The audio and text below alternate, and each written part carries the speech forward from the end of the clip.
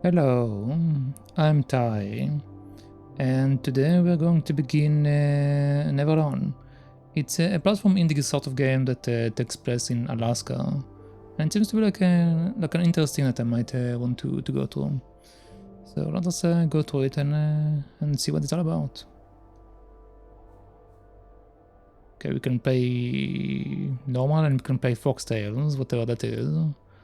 Let's just press play. Let's see what is cultural insights. Oh, interesting. It looks like we have like a bunch of them that we are going to unlock as we keep going, so I'm going to look through them after we are done with the game. So let us begin. The Iñupiat are an Alaskan native people who have thrived for thousands of years in one of the most formidable environments on Earth. Learn more about the Iñupiat through unlockable cultural insights. Okay. I will tell you a very old story. I heard it from Narsuk when I was very young. It is said that a girl lived with her family in a place far from here. The girl loved to hunt and had grown capable of doing many things.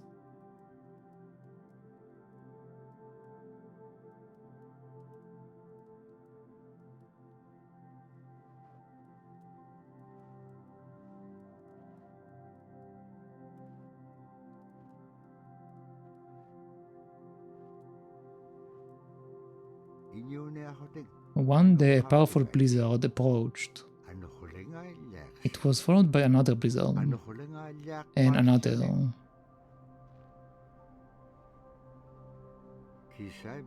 The village was no longer able to hunt, and faced starvation. But the girl wondered,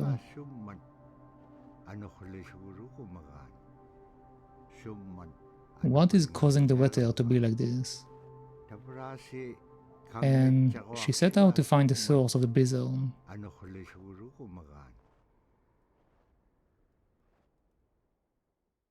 Watch Scream Show. Okay, again, I'll look to all of that later, I think. So let's continue.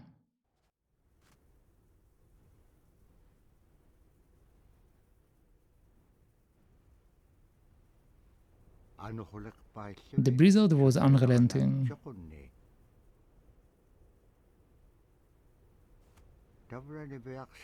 And the girl did not make it far before she found herself in real danger.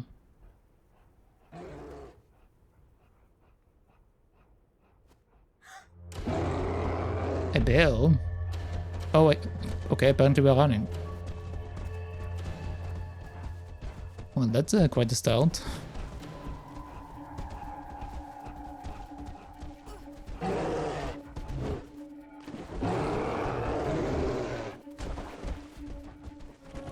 Okay. Whee! I see the fox in the background.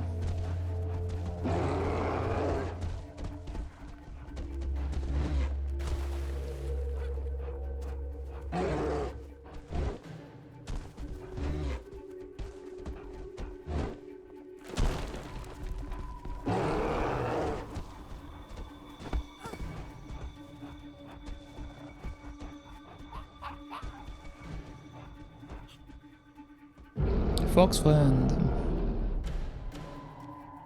Play co-op mode.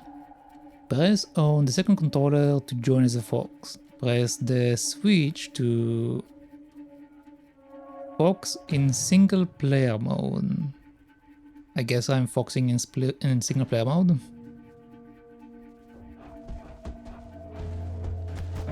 What am I? Okay, apparently I'm not taking the fox head on. That's apparently not what we're supposed to do here.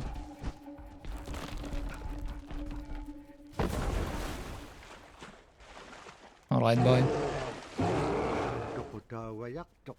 She would have died had she been alone.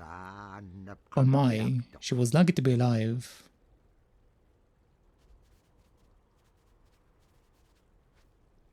What are we doing here?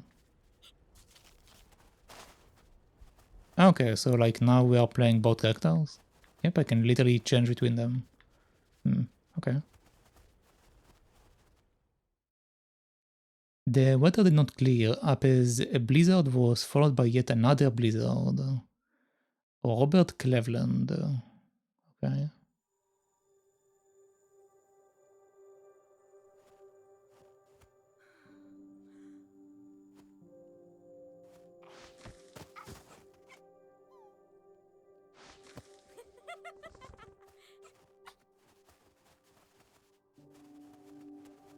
Okay, first of all, never told anyone about the fox. He was not ordinary. Okay. Okay, there are no secrets around here.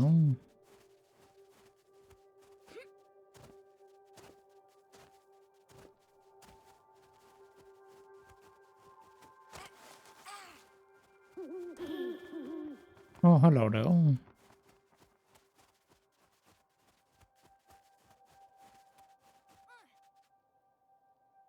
Fox, tap A to climb the wall. Okay. Press X to lower the rope. I see. Okay.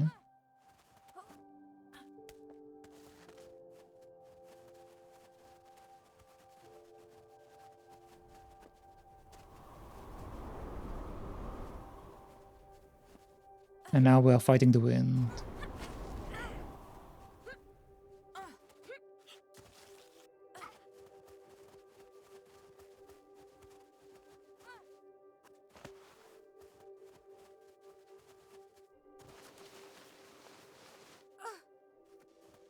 The fox is so slow.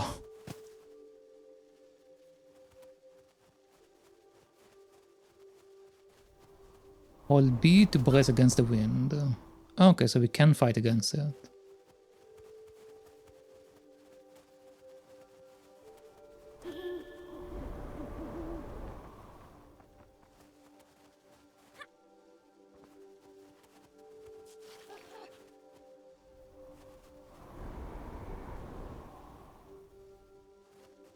Okay. The girl understood that helping spirits are among us.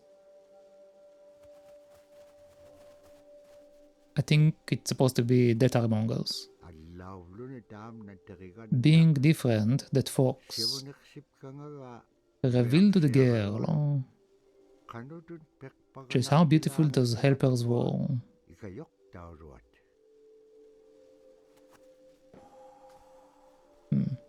Okay, apparently I need to do something with the fox.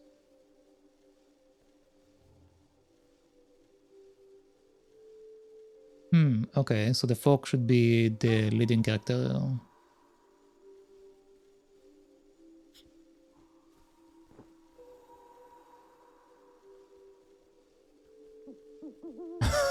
Okay, maybe I shouldn't be that forward.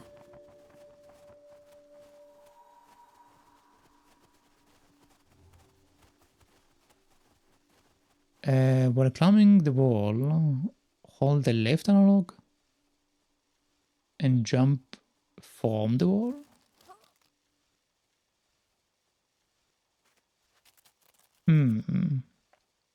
Okay, I see.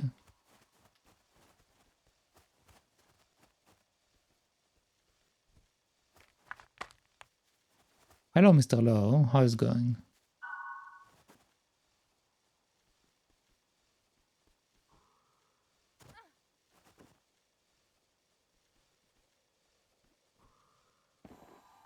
Am I supposed to...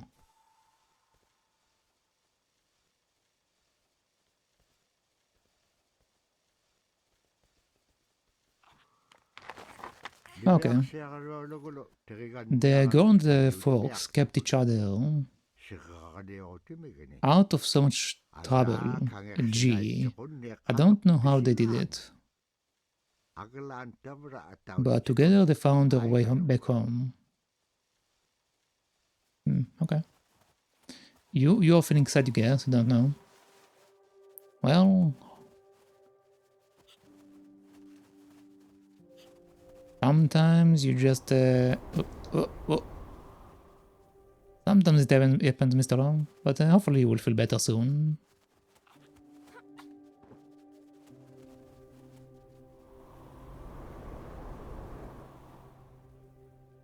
Okay. Oops. Okay, so apparently foxes can swim.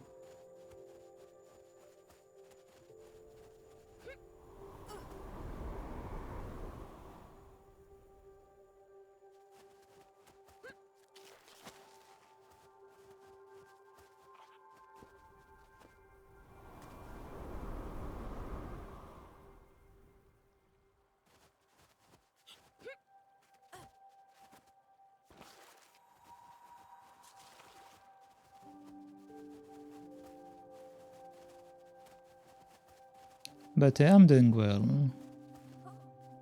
I find this game interesting. Okay, so we can't do it through that.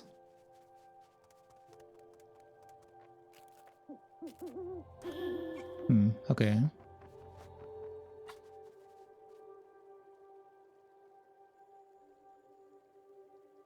Uh-huh.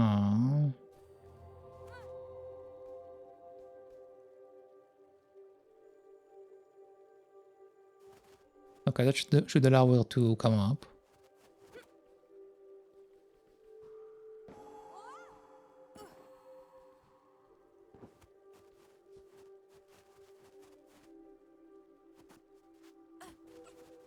Okay.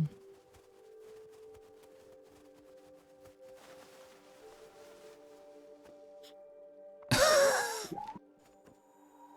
think I may have jumped a little bit too far.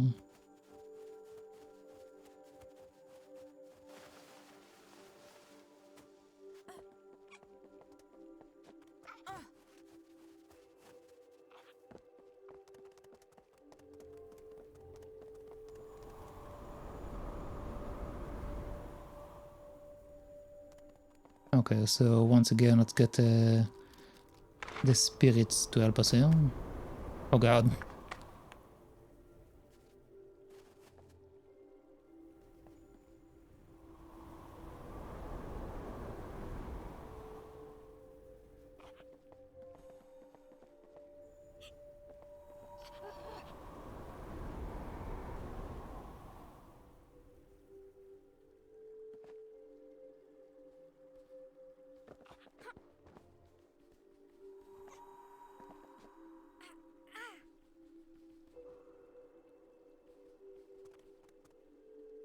I need you to come back up, please.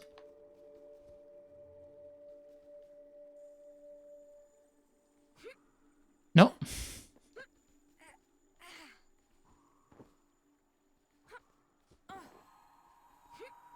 Okay, there we go.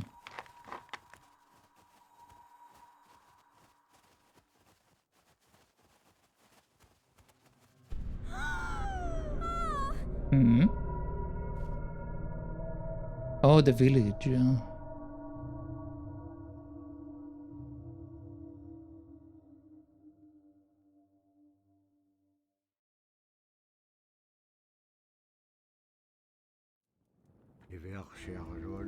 The girl arrived at her village,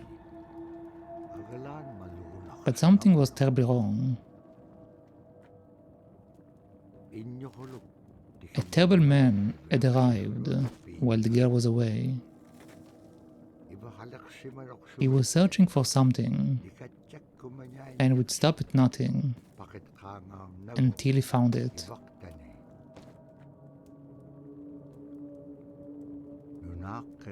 The village was totally devastated.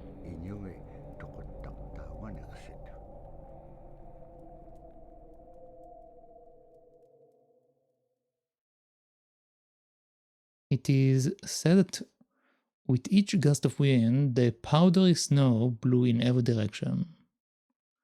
I wonder if maybe I should watch the insights while playing this game, because it seems like we are getting them very often. Like, I thought about going to all of that later, but maybe I should do it while doing this. So let's go through them real quick. It will be really nice to hear a story. It'd be busy, busy, busy all through the day.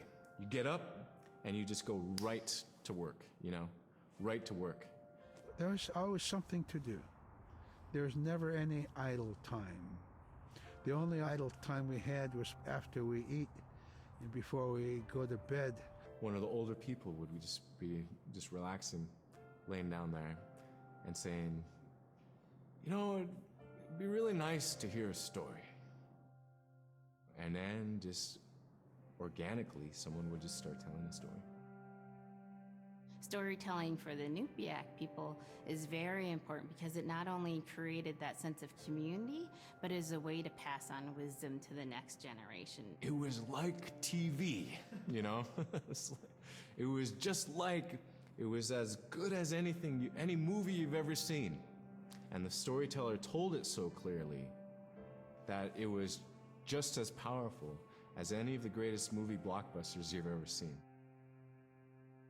There was a reason behind the stories that we were told because they held traditional knowledge. They held things that we might need to know. Oh, well, that... Because apparently I can't click off the screen while doing that. I was trying to move something. My bad. But this is like an entire video. I don't know if I can watch it during what we are doing. What happens if I just press that? Oh, they're all videos. Oh, okay. Okay, so I think we will watch all of them later. I thought it's just going to show us information. Okay, we'll come back to it.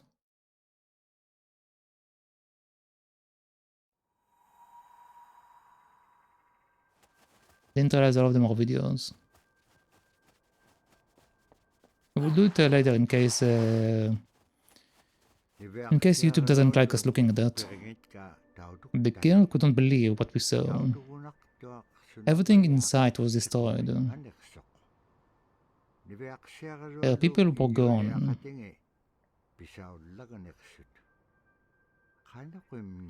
How could this be?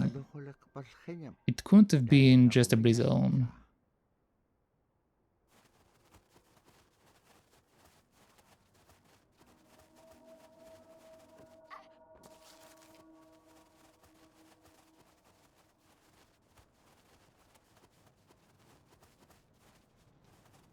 Is that a giant skeleton in the background?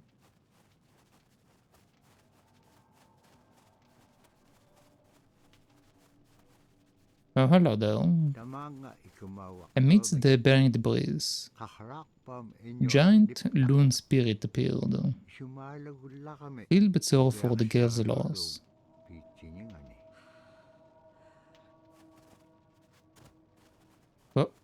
Oh,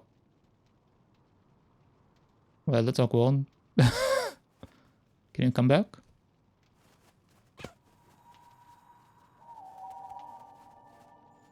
Can you come back, please?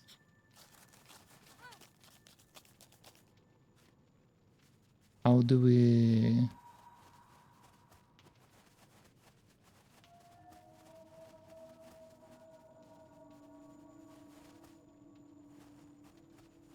Come on, please come down.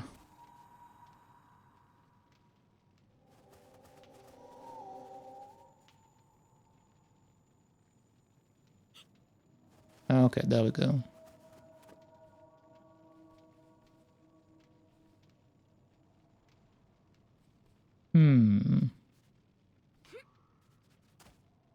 Well, she got up here. Now, how do we get the other character over there?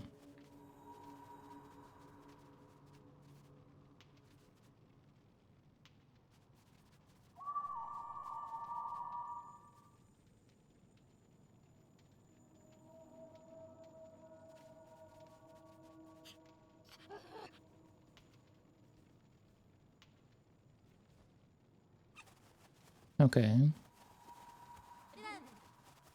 Oh wait, but the loons weren't the only ones to arrive. Apparently we have a strange little people emerge from underground to scavenge from the ruin of the village.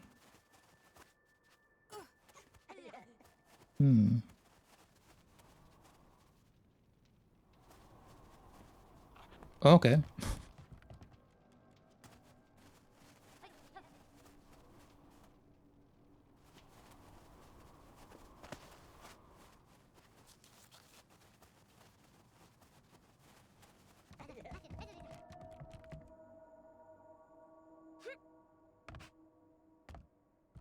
Okay, how do we use this one?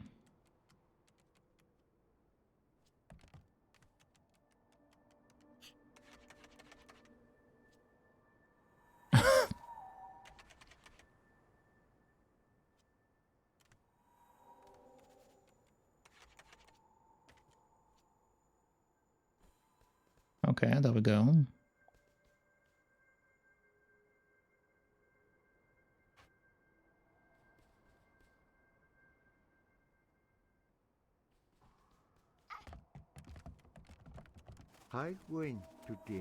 Come here, granddaughter, said the owlman. The owlman?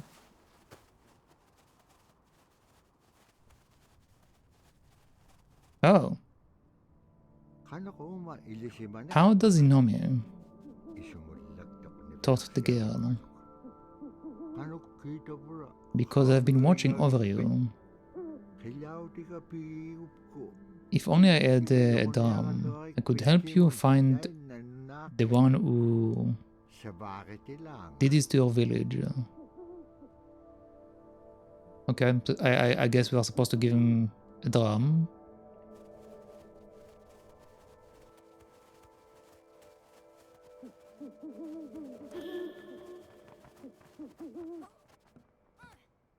Okay, once again, time to use the fox.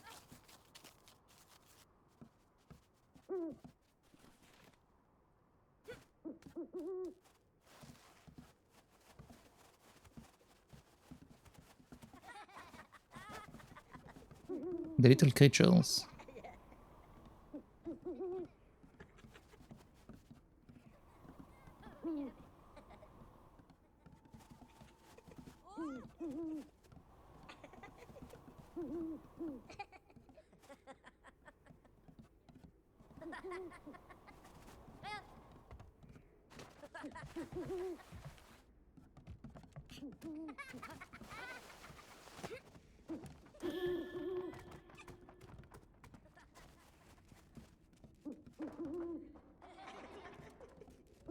Okay, so we are supposed to go there.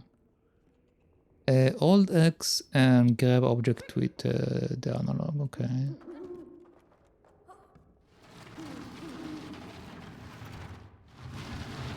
What are we pushing? Like, what is in the cage?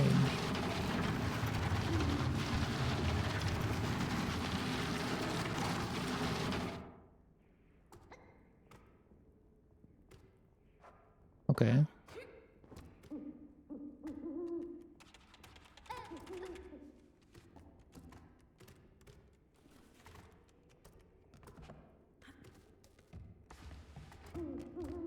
Easy.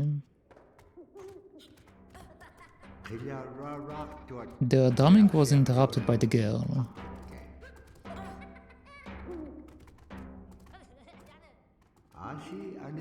And they came out to see who was making all the noise.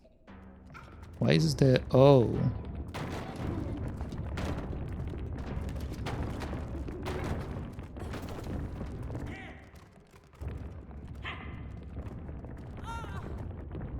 Wait, what?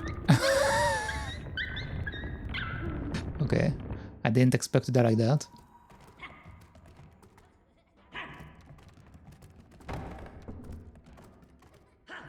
Can we reach that?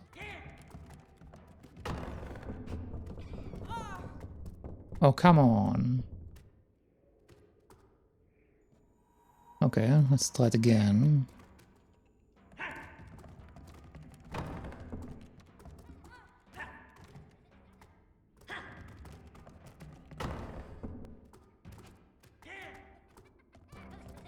Yeah, what's up, man?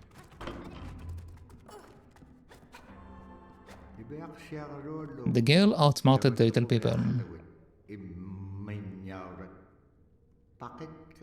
and found the owl man's drum. Okay.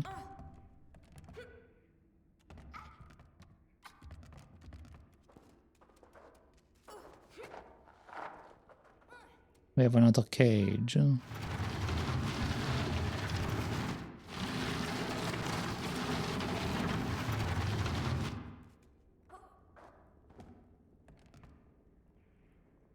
Okay, this is a fox thing.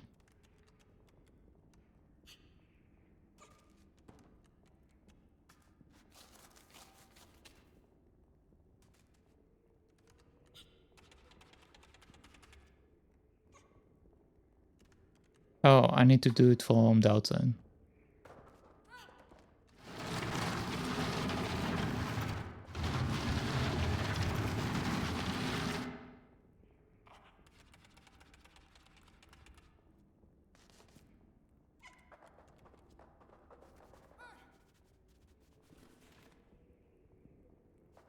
Okay, now we need to move the box.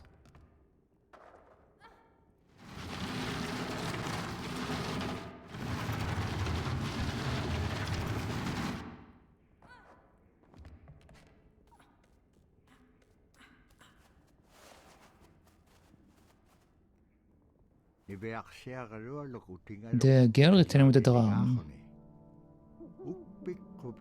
He was so happy and so proud of the girl.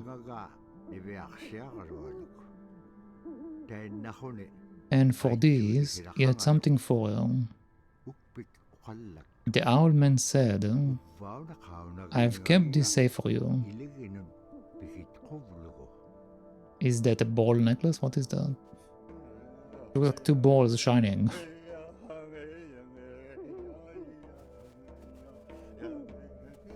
Okay. I guess we are leaving.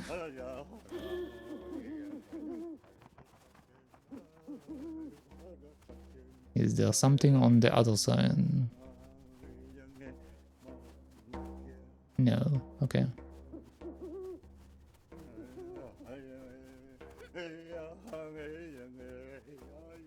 Well, let's keep on moving, I guess.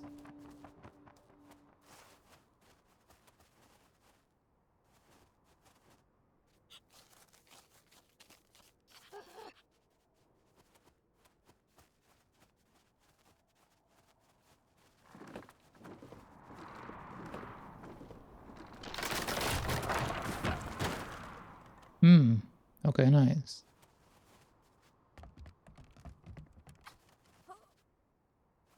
Hold the stick to the left to aim baller.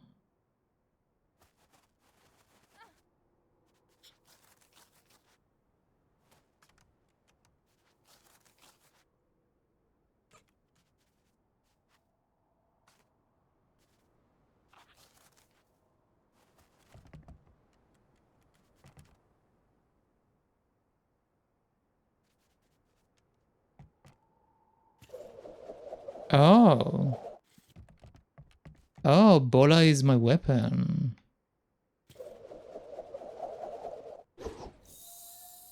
Okay. Interesting.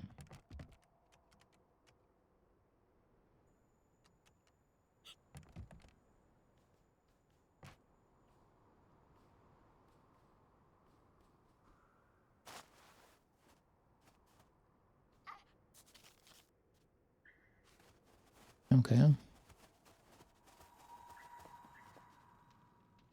I assume we are using the ball again. Okay. Oh. Maybe I should jump.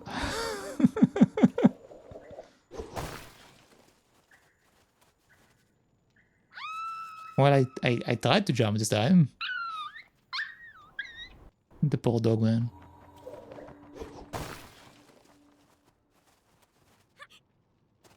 Okay, there we go.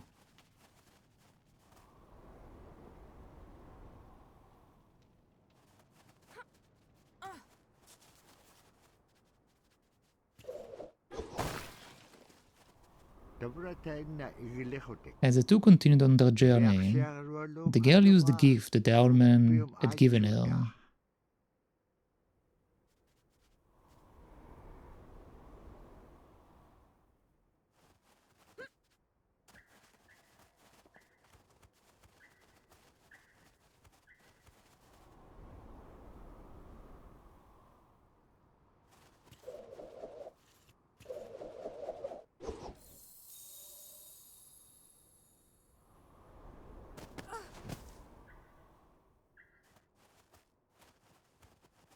Man, I tried to sneeze. I can't even sneeze in peace.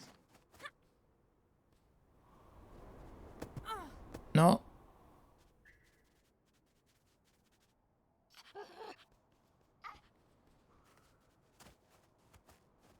Okay, what are we doing here? The fox can go down there.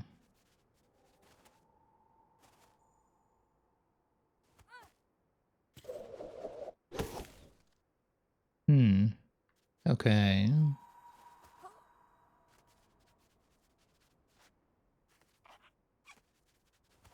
Oh, okay. The fox can move them.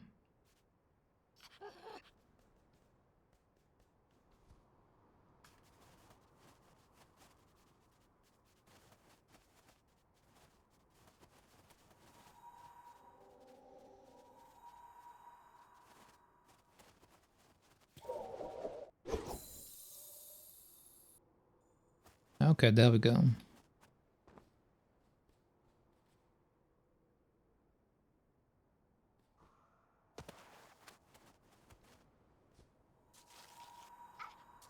Okay, very nice.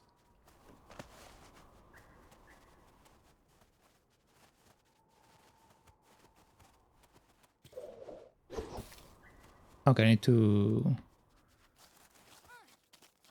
get the fox to get there.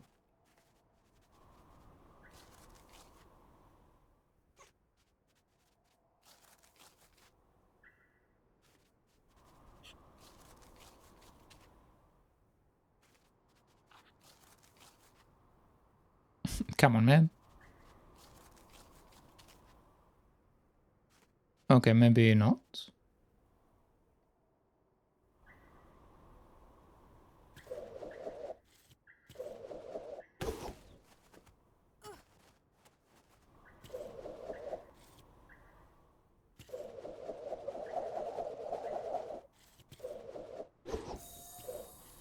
Okay, so we can also do like a down and up, not just a left and right.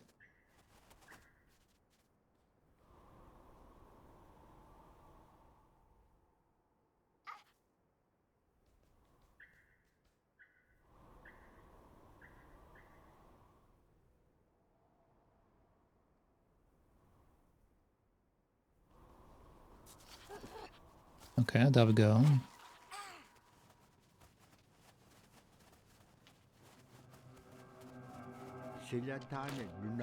At the edge of her village, the pair stumbled upon a terrible man.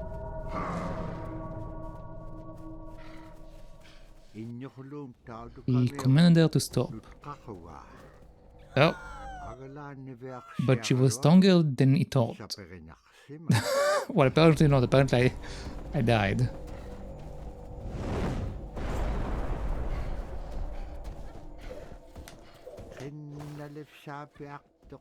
His rage only grew at the sight of the bowler. This is what he had been searching for.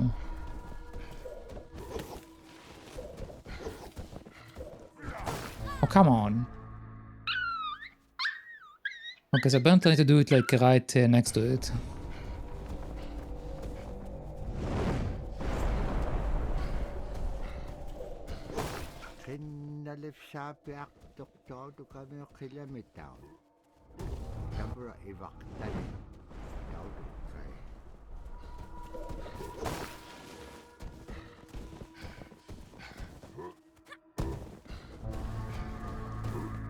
Okay. Where are we going?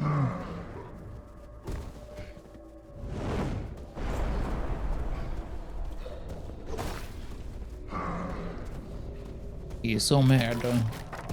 Oh.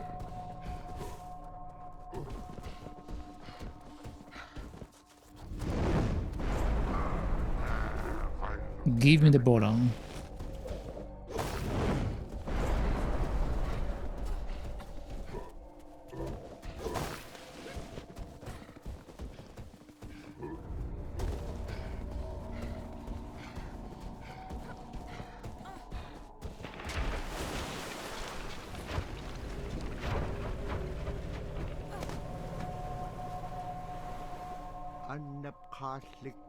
A narrow escape left the two in worse danger. Following that, it stopped briefly and then became windy all over again. It was so difficult to see anything in the blizzard. Okay. For 2 days there were drifts.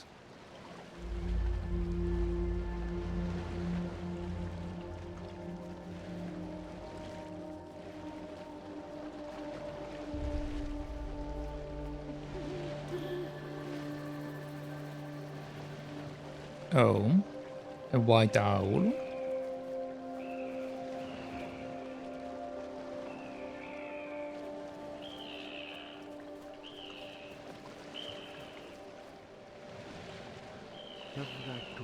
Until finally reaching thick ice.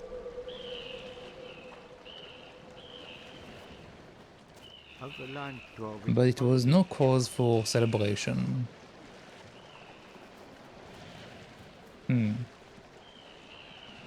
What are we doing with that? Am I using the bowler? Okay. When in doubt, use the bowler. The ice was unpredictable.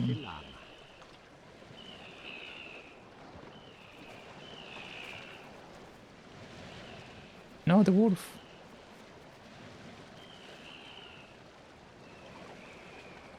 Not a wolf, a fox. Okay.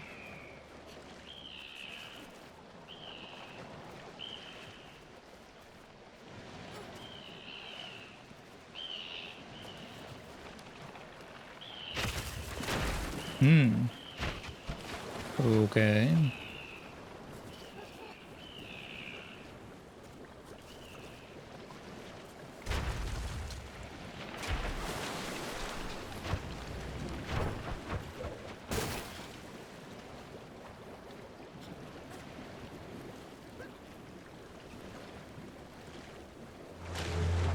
No, not the bear again. Oh boy.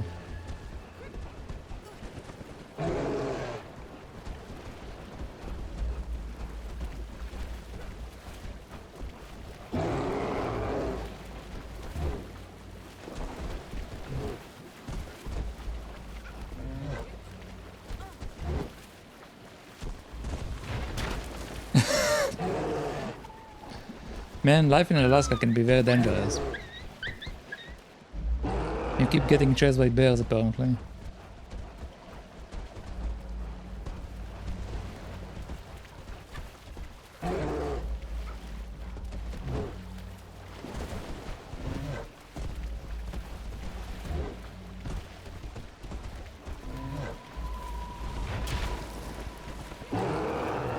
Okay, so now it was fast. Last time it took forever.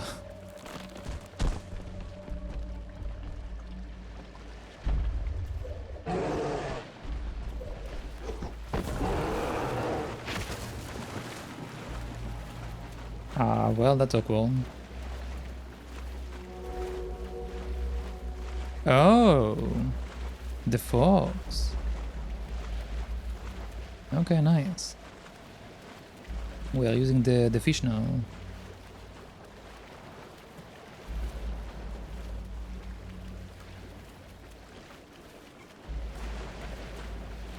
But the bear is still chasing us. Okay.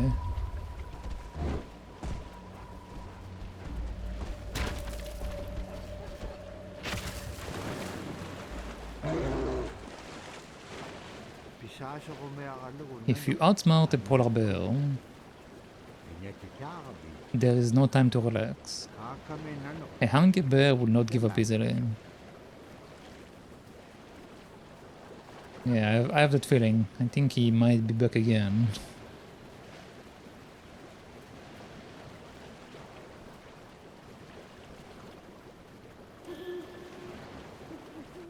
Another owl. No more thick eyes. The land was strange.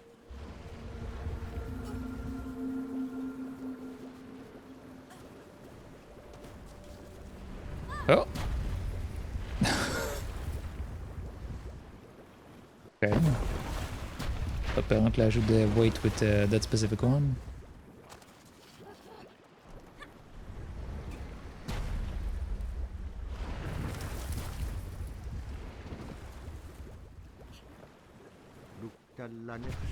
It moves in a most unusual ways.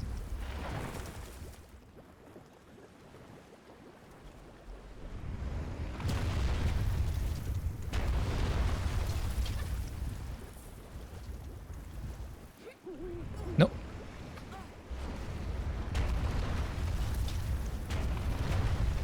Oh wait, there is an owl up there.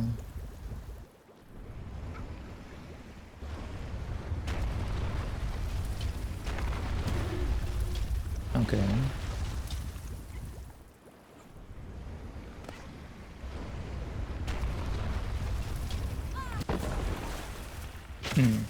Okay, well maybe we should wait a second there.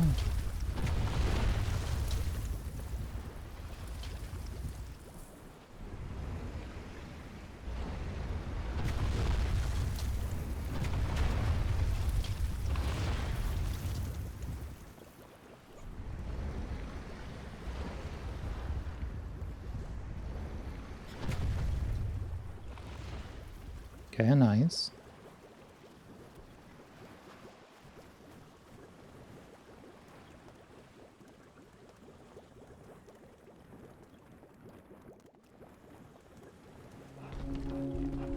Oh no, not the bear. The bear stumbled into the deer bear. He was not happy to discover them. Uninvited gaze, okay.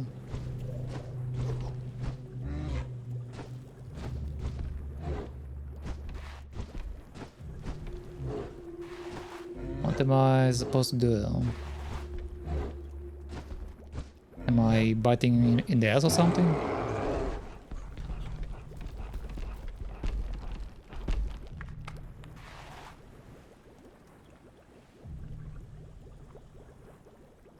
Okay, so we can make him move from side to side. But how do I use that to my advantage?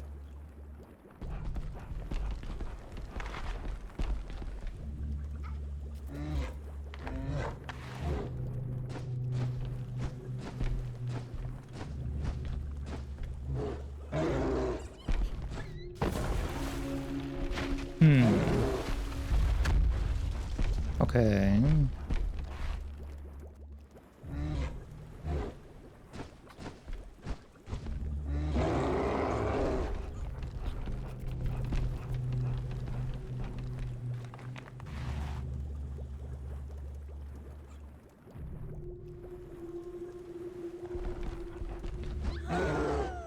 Oh, come on. I'm trying to go to where it showed a light earlier, but nothing seems to happen when I do that.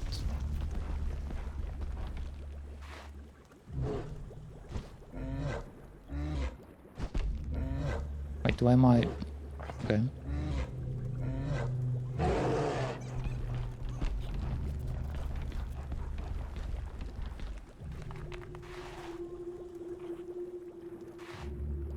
Can I go up here?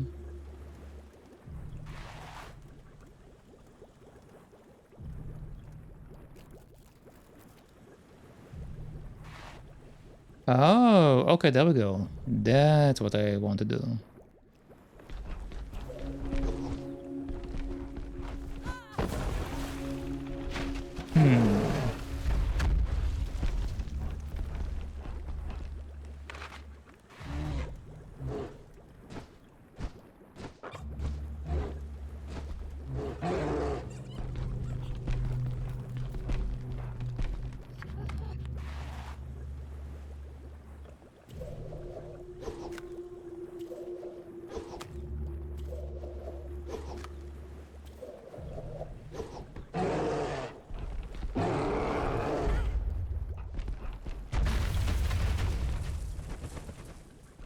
Okay, so now the fox should be doing something.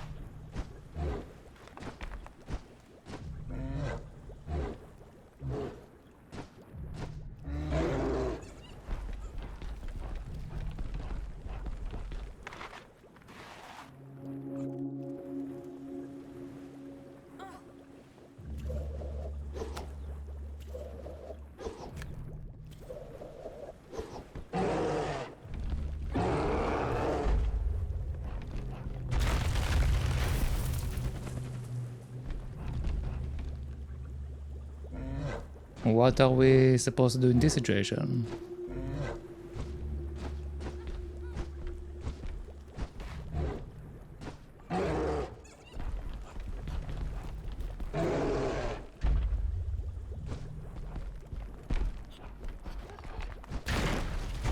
Oh, okay.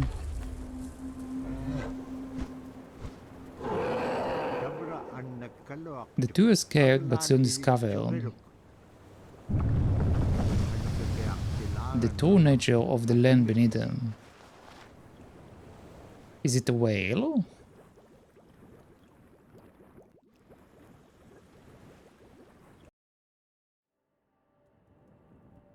Yep. The girl and the fox fell into the water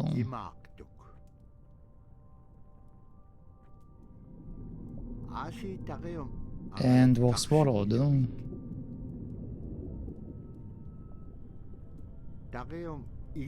They were swept inside into the icy caves underwater. Gee, I wonder why they didn't drown. Although Kunu Yuka was a good hunter during clear weather, the blizzardy weather simply was not a time to hunt. Oh, okay.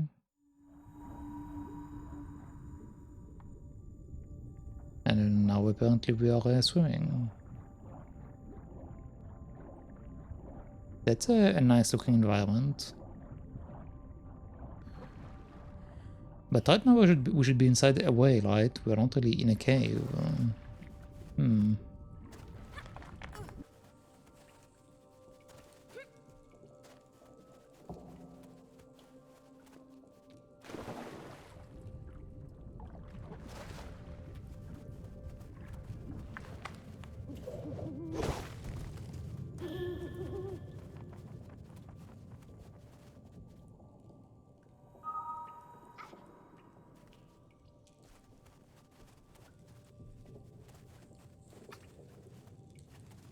There was a guy above us.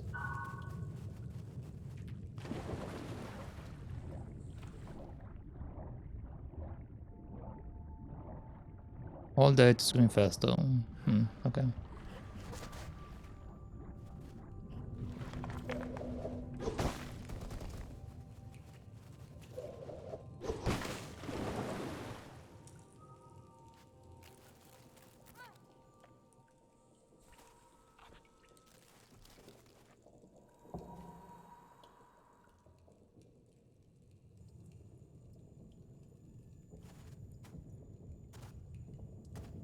How am I supposed to reach that?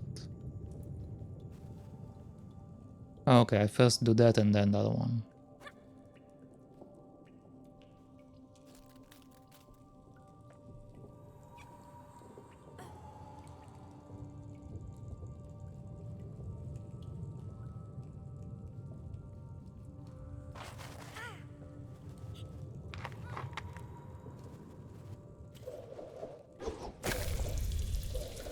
I have a bad feeling about this.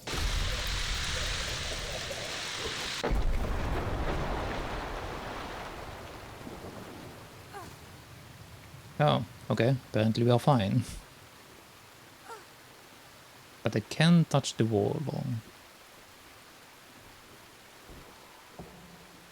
Oh, now we're going to the other side actually. Okay, I see. Because now we can reach the location I saw earlier.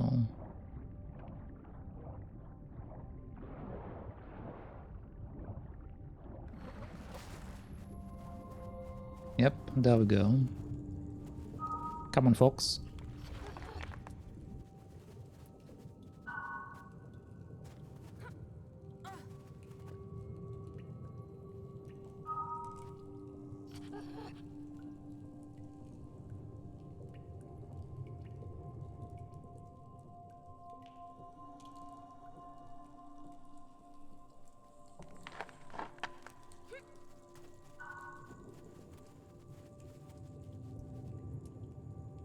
I don't think I can reach there.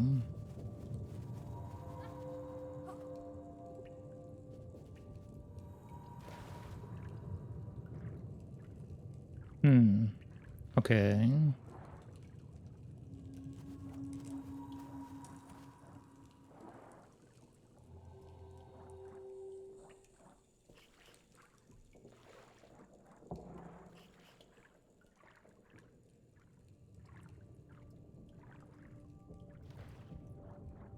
Oh, because apparently I was supposed to land on this guy, but that didn't work out.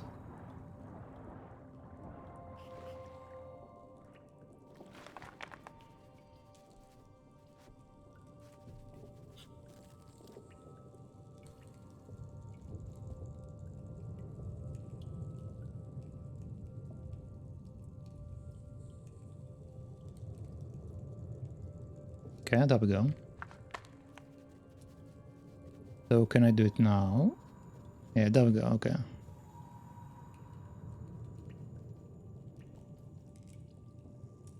Okay, am I supposed to...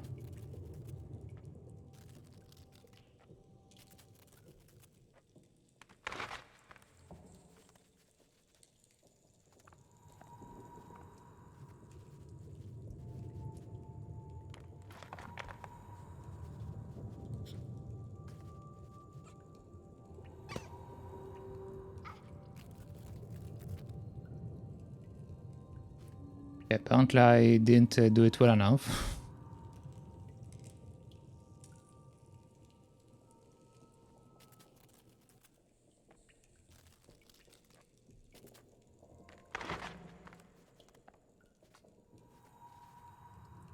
There we go.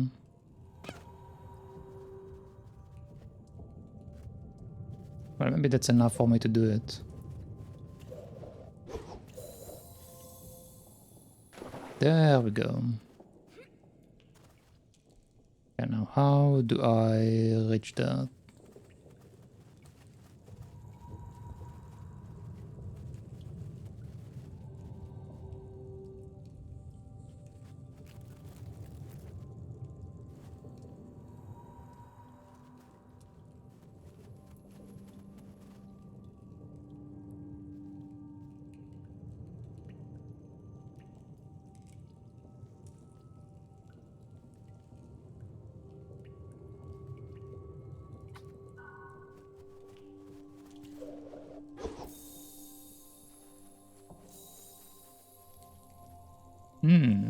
Okay.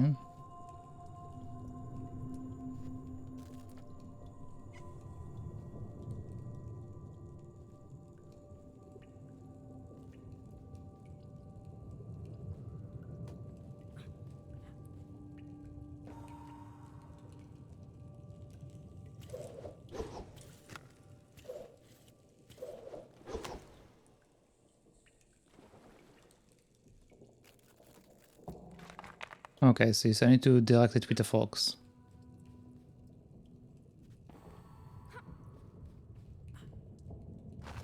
There we go.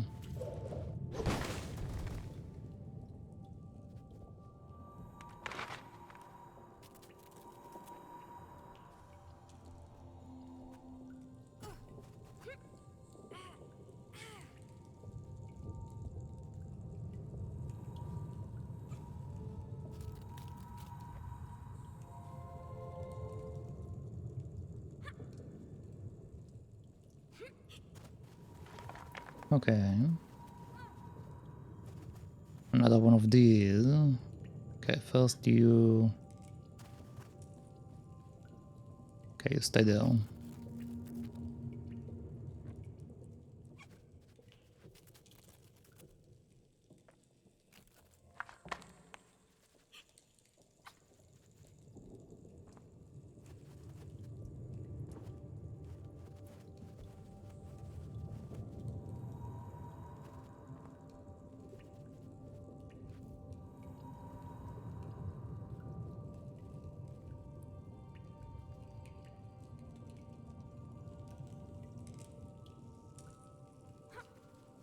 Okay. Seems easy enough. Oh god. Well, I probably don't want to go over there. That seems to be like a dangerous area.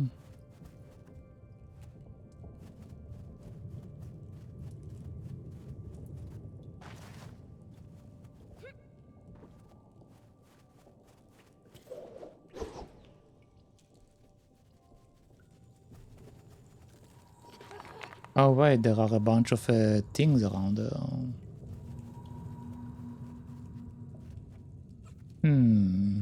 Okay, maybe I do want to go from the lower area.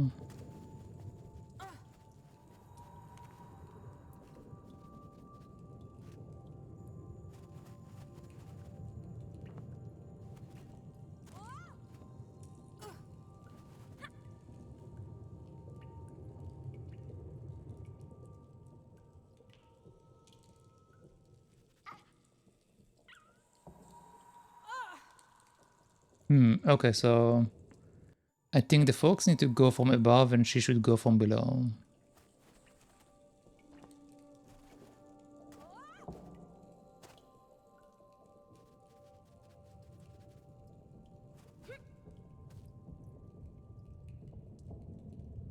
But first I need to get this one, there we go.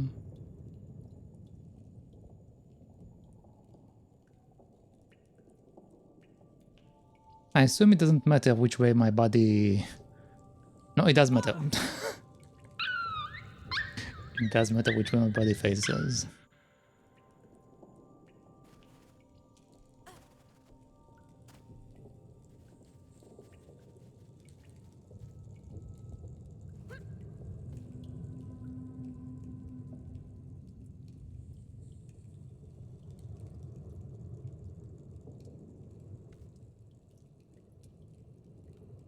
Well.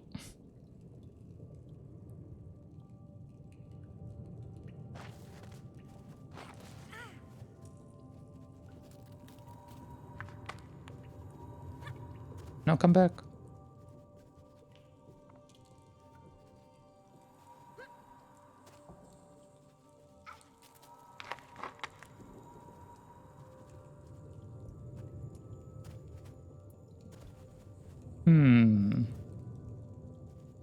How do I make it go down?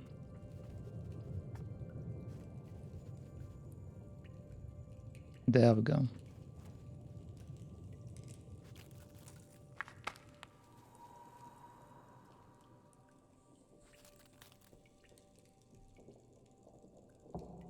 Think that might be...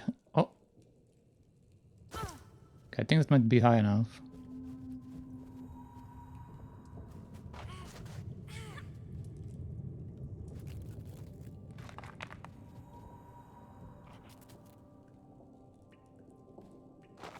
There we go, okay.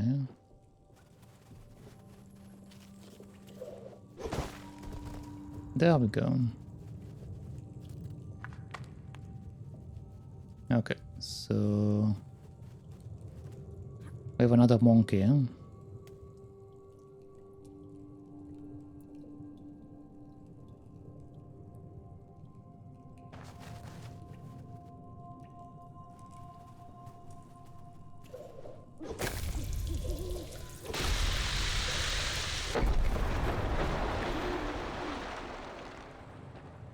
Everything is alive.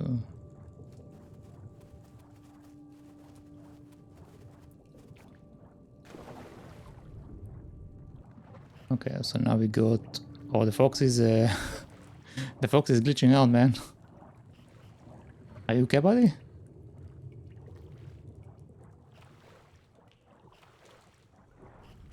I can't fix him, he's broken. Well, I guess I will just let him do his own thing.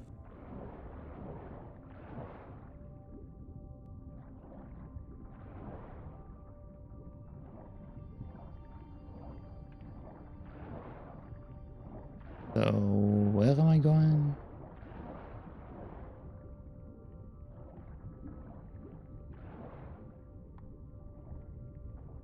Okay, I can't let him do his own thing, I have to... I need to fix him. I need him to come with me.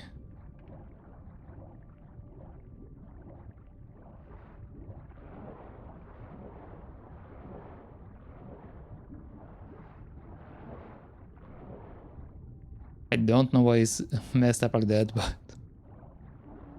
I guess it works, kinda.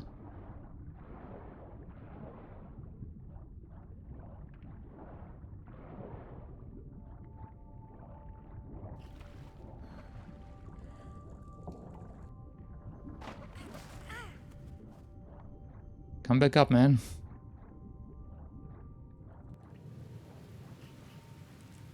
Dear God.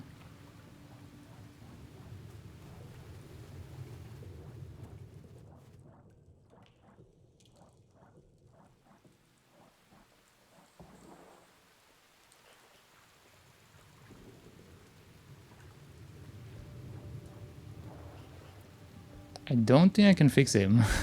He's like really messed up. Oh, there we go. Thank God. Okay. So what are we doing now?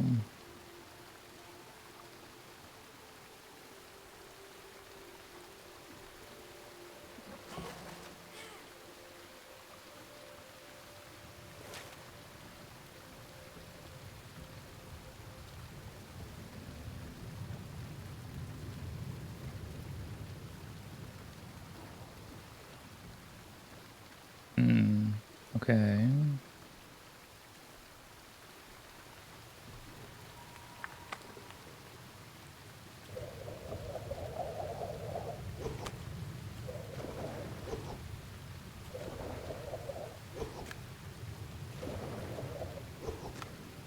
Okay, maybe I need to do this thing.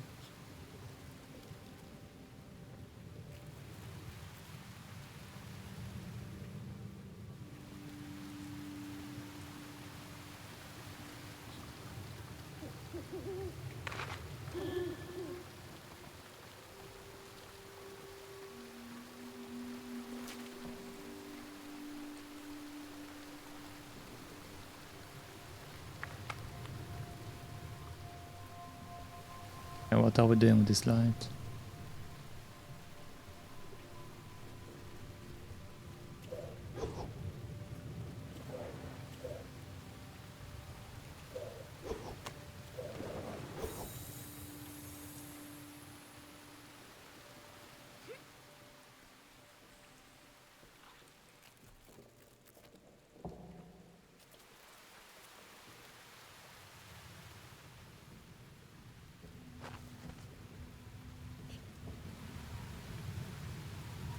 Oh, okay.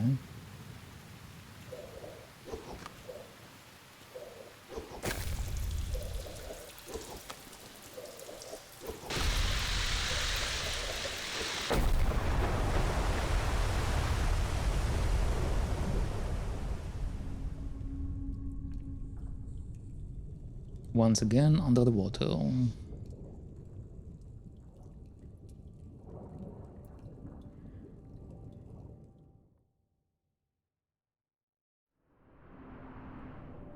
The girl and Fox were blown out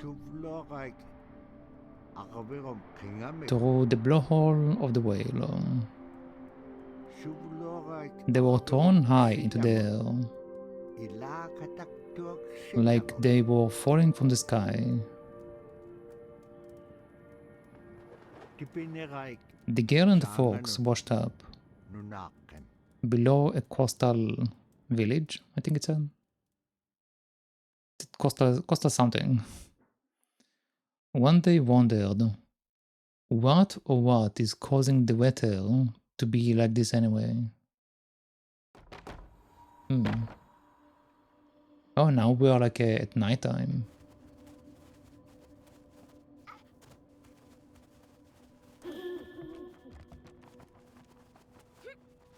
I wonder, did I miss any of them so far?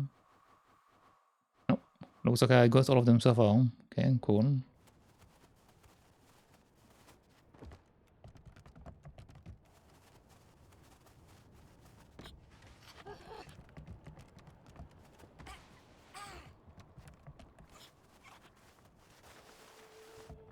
Are you okay?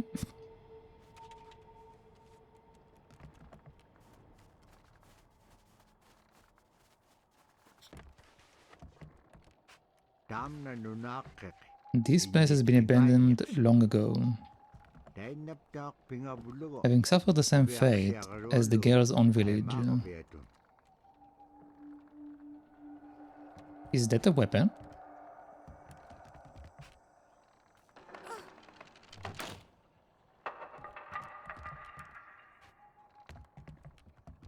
Okay, whatever it is, I don't think I can grab that.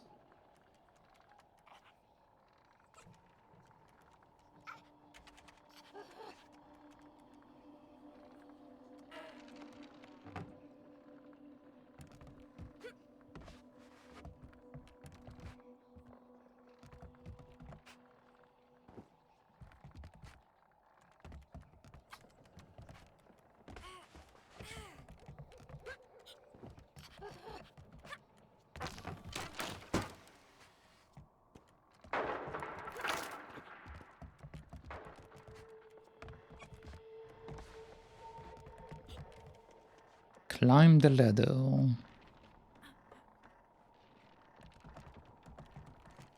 The northern lights cast an eerie glow on something.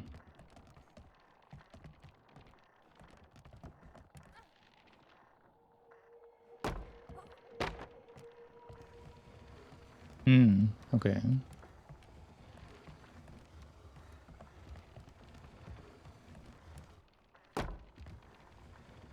Oh, wait. Okay, apparently it slides off.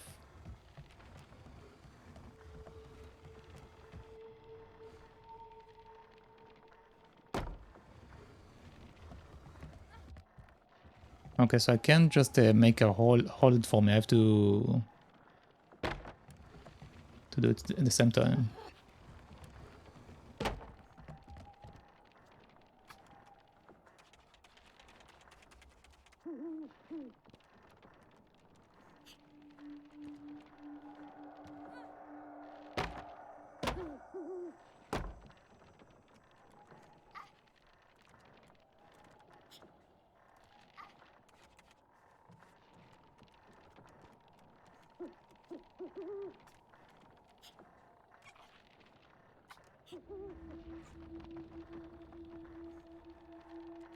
Wait, we didn't get an item this time.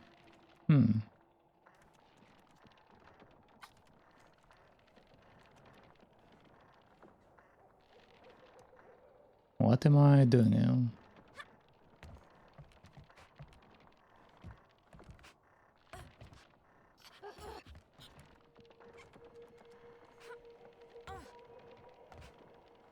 Maybe I didn't get it because I... Hold on, I want to also that.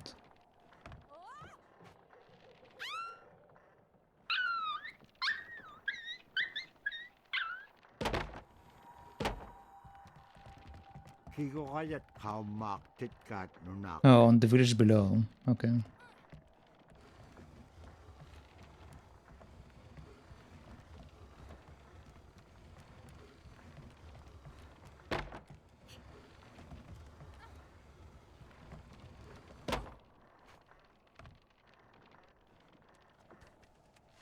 Looks like the owl is gone now. That sucks.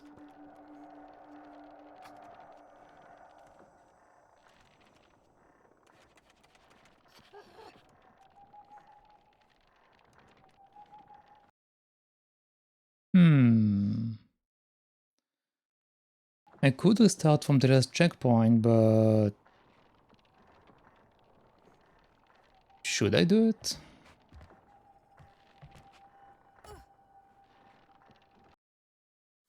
Let's see what happens if I do it. 'Cause I do want to get the owl.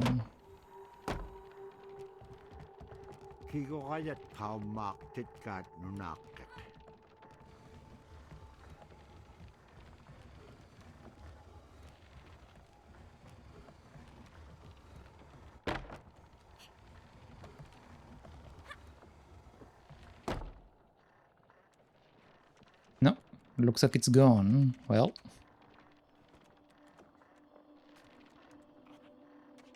I will try to get it later if I can.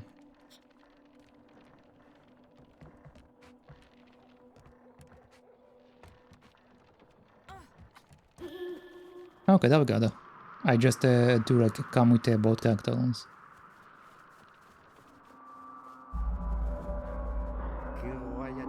The aurora itself came swooping down from the sky, in search of those not daring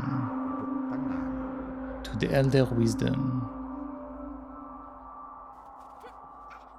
Okay.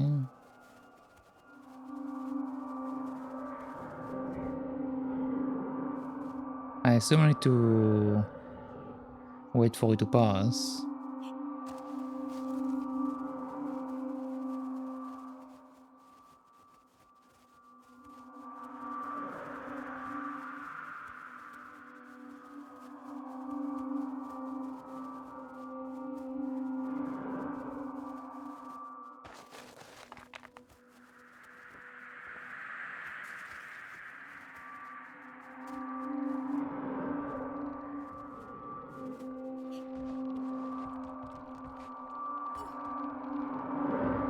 Oh!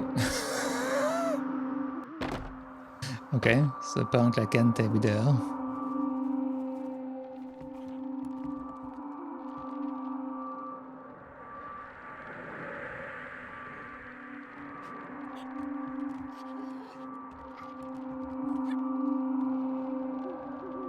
Oh, come on. I was stuck in the animation.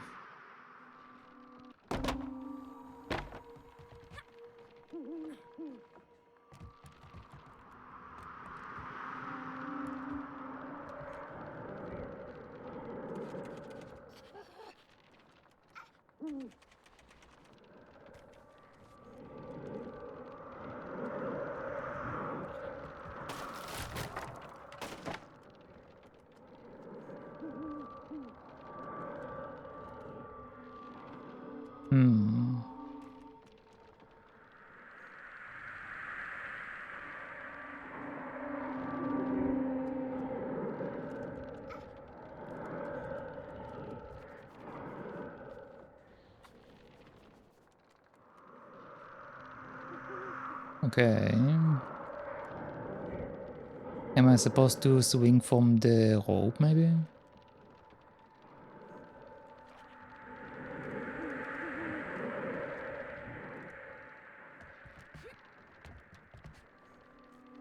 Yep. Okay, but I should be careful not to be grabbed by the thing.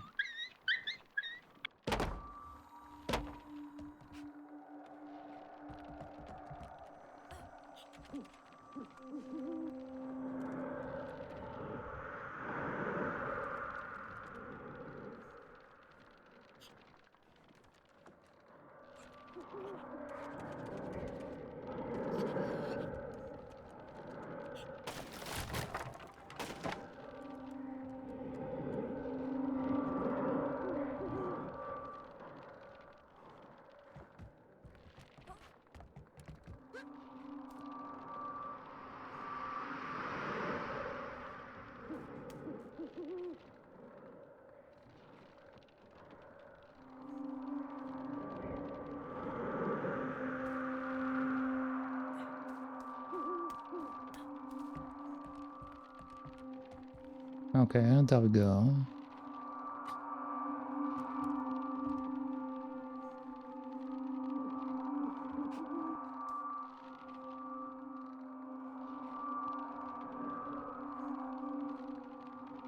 I think I need to go a bit higher.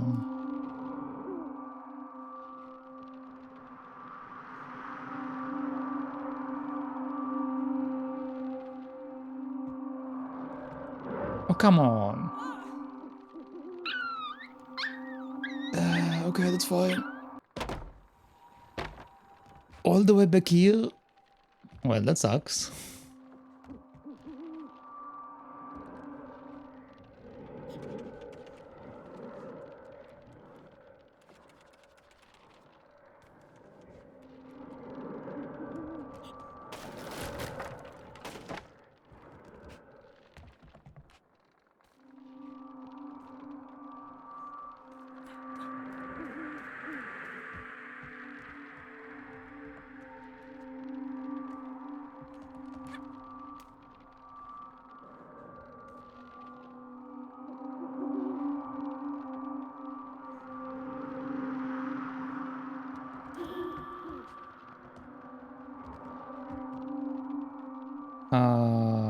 Okay, now what?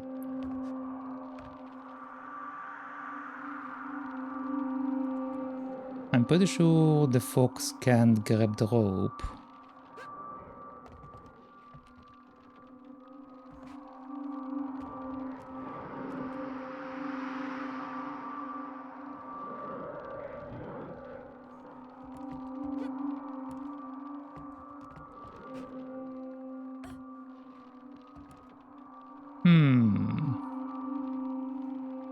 What are we supposed to do here? Also, to drink or to drink, that is indeed the question. Thank you for the water, Mr. Lowe. What do they want us to do?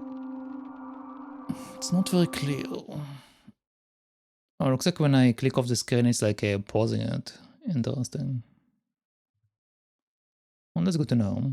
Also, let me move my chat over. Now that we are playing in windowed, I should be able to move everything around again. Let me do that real quick as I drink my water.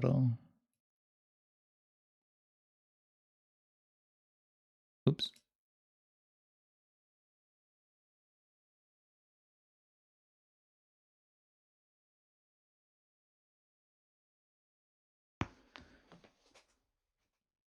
Still feeling sad, but on the way to work.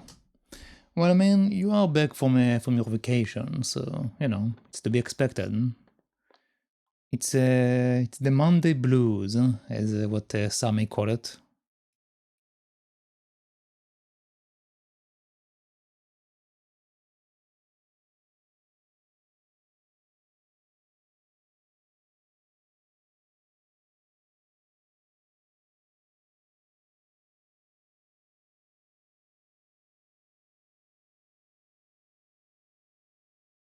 Okay, I had my water. So let's see what we're supposed to do here. I'm not entirely sure.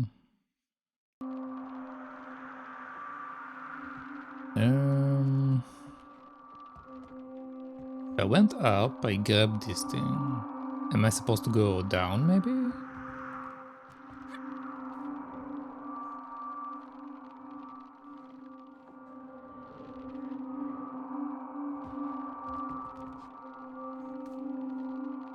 Well.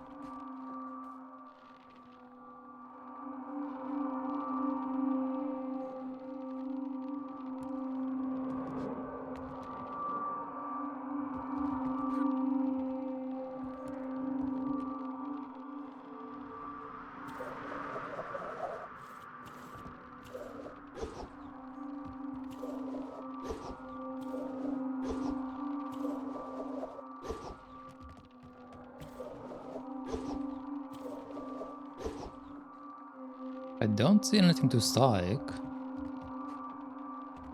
And I don't really see anything for us to go up to.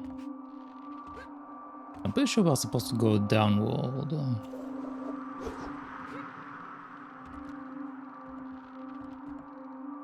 Well, let's just try it out.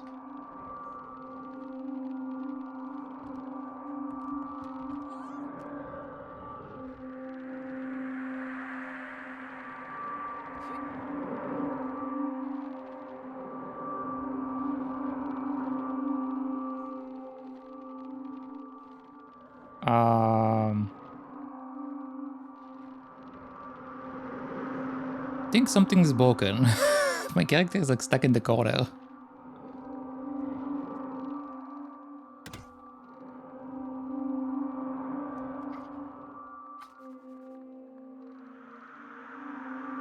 Yeah, I think something broke by doing that.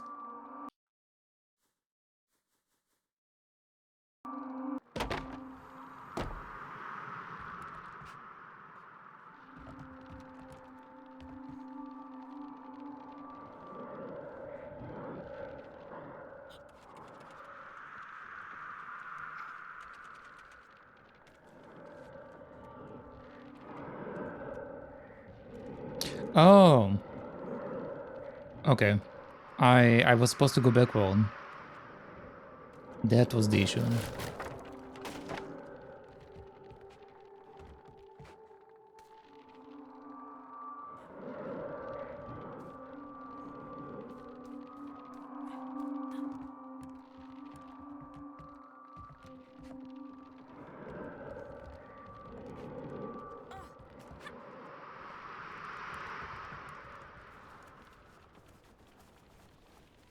Okay.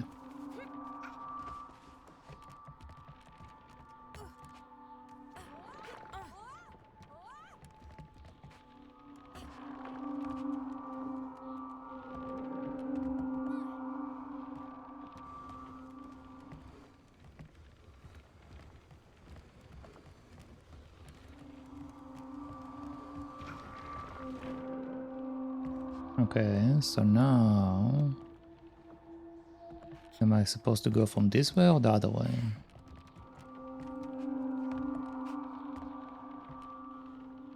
Yeah, I think the other way.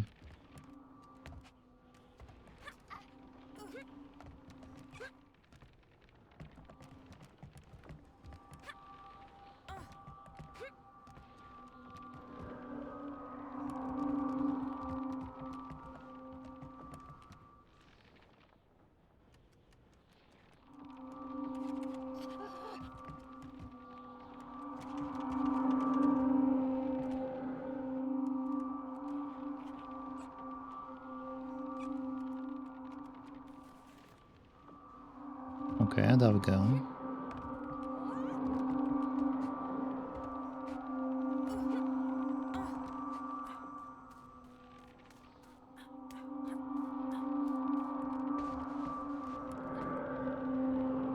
Okay, so now we have a box.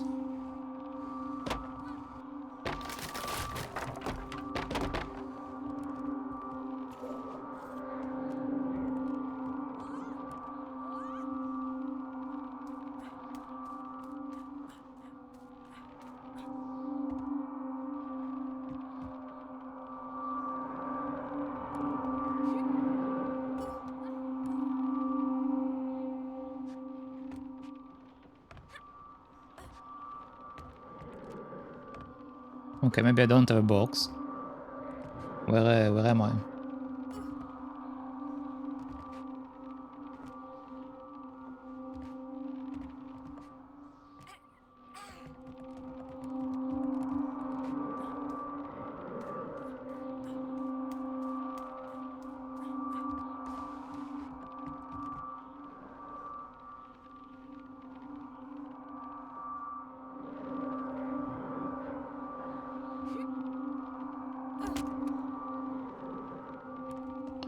Okay, so apparently I'm not grabbing the rope.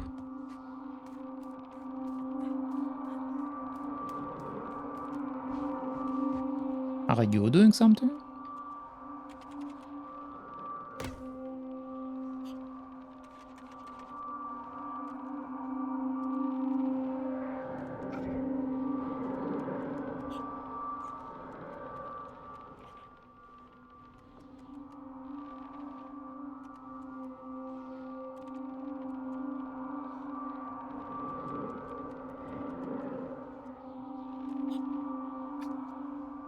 So once he's down here, he can go back up. Okay. Um...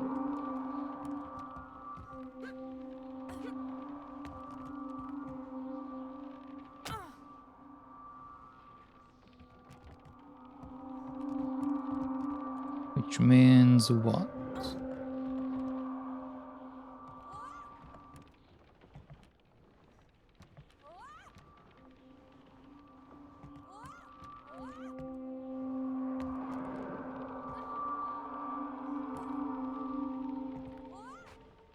Okay, no, I'm not allowed to move this thing anymore.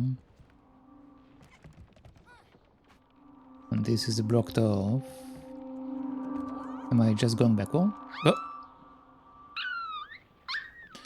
Well, that's not what I meant to do.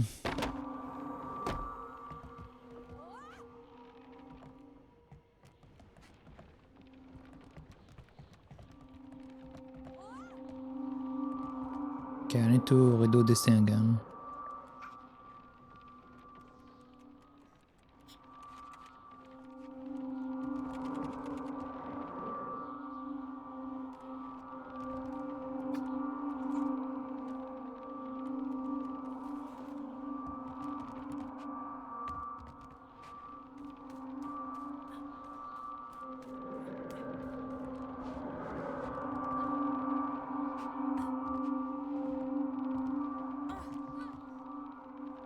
Okay, so we definitely can't push it towards the other direction.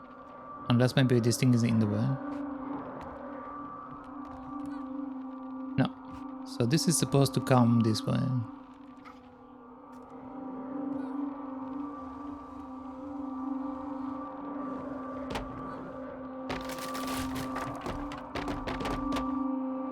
Okay, but what are we supposed to do now?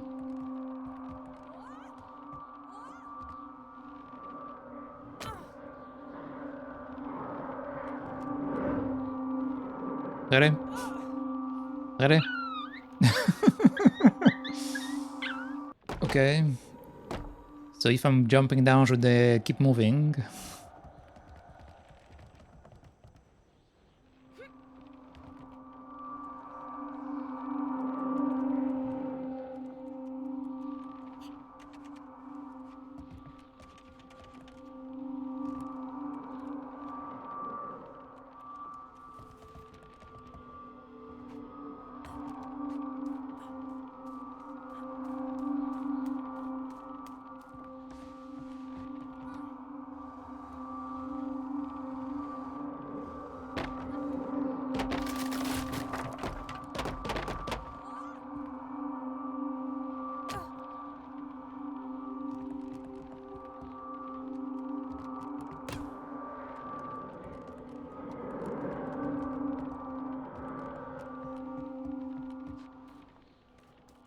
No, release.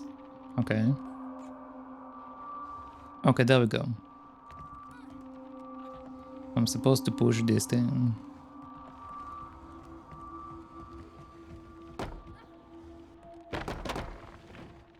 Okay, there we go.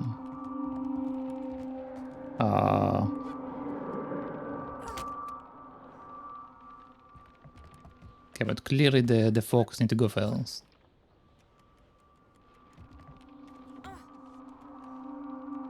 Actually, I think I should be able to do it with both of them. I didn't really need to climb over there, so...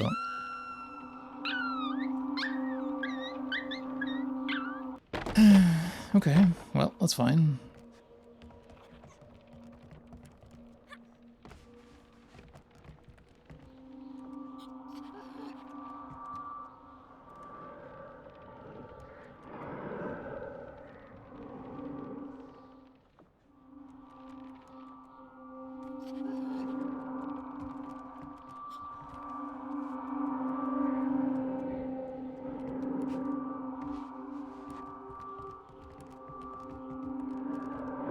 Oh, come on!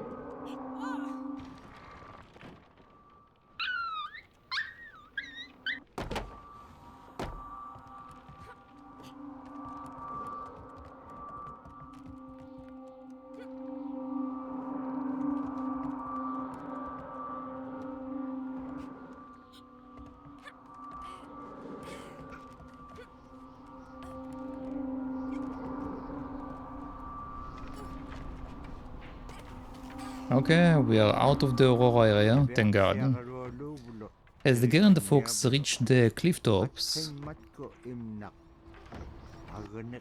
The blizzard returned stronger than they had ever encountered.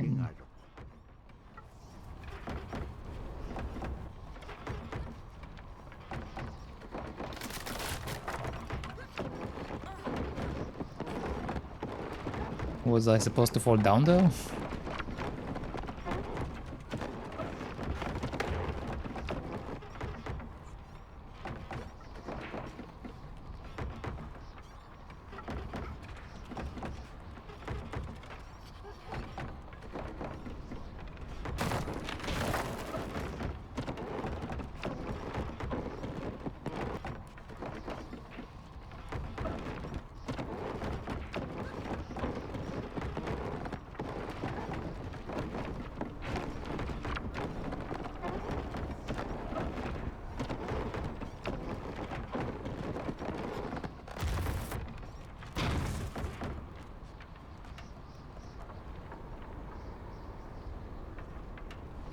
Okay.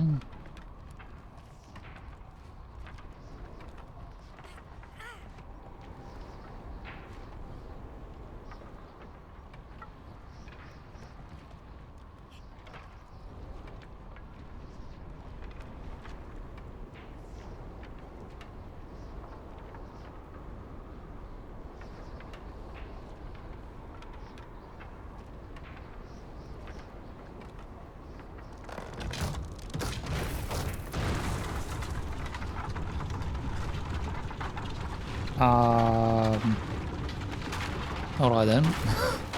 Oh god. Okay.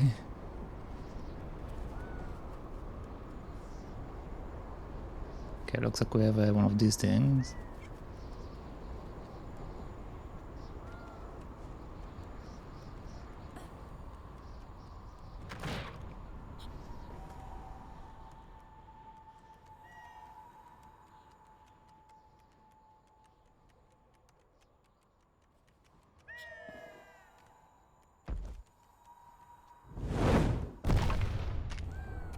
A meteor just shot the fox? Excuse me?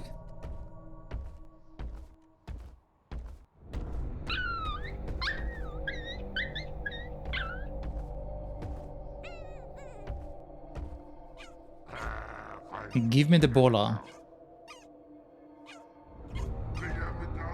Give me the baller. Okay, I guess I don't have a choice then.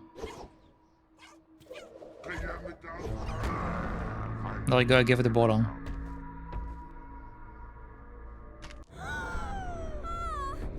You monster!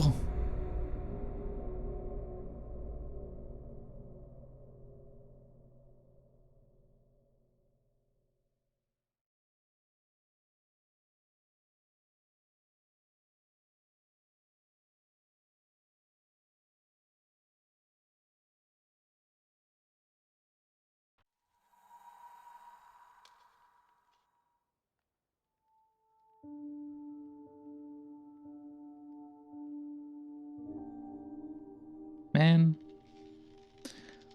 We lost the one good character in this game.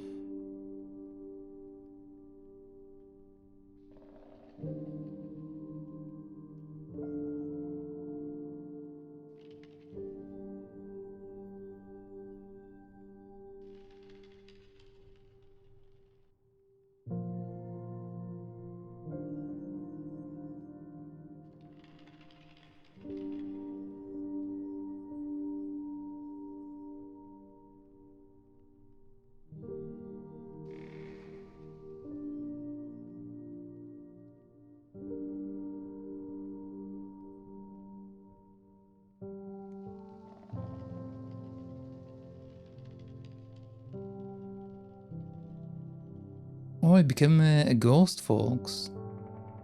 Wait, is he... He's a child.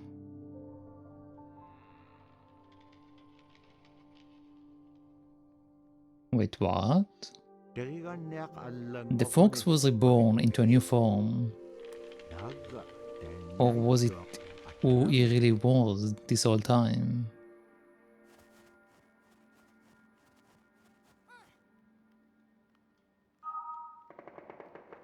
And now I have a floating character.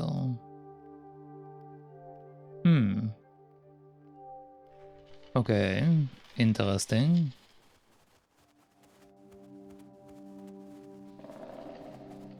Hold to fly faster. So apparently I'm swimming in there. Okay.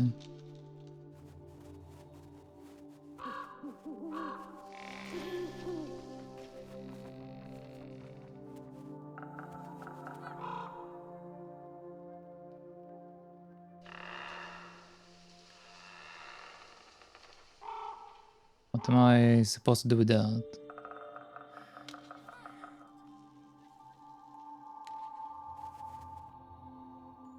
Hold X to interact with spirits.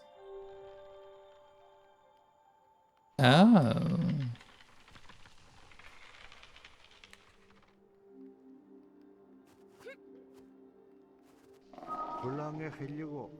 Floating high above the forest floor, Fox continued to reveal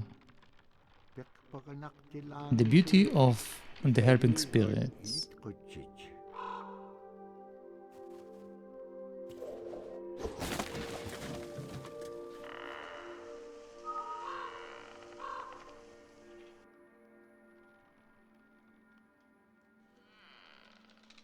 I think I'm supposed to just make the jump. Yeah.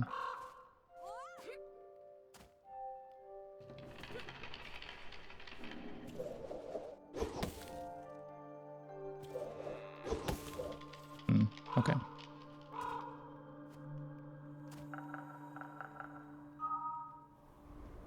Oh god.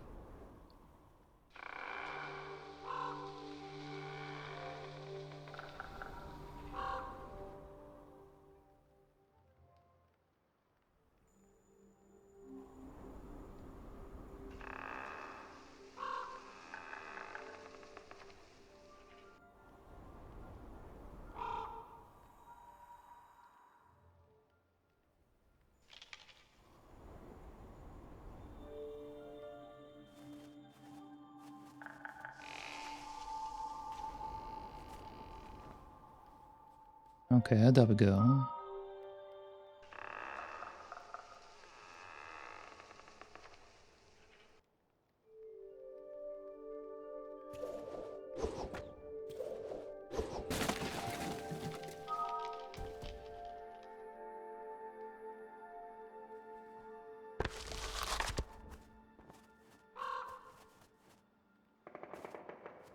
Okay, so I can climb towards this way.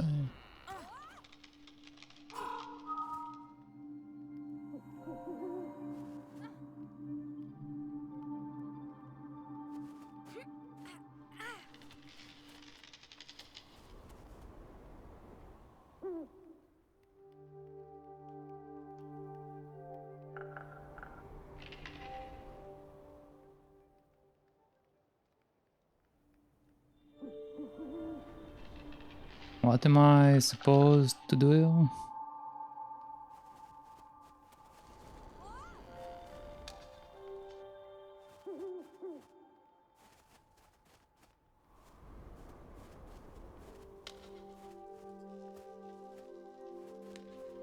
I mean, there is an icy area over there.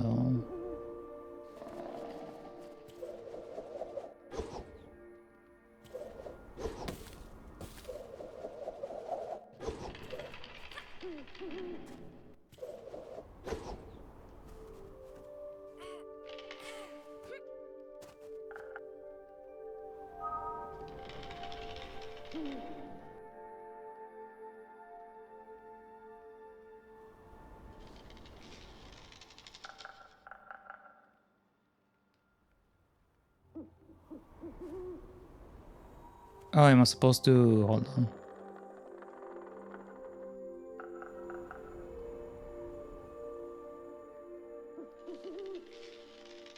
Come down here.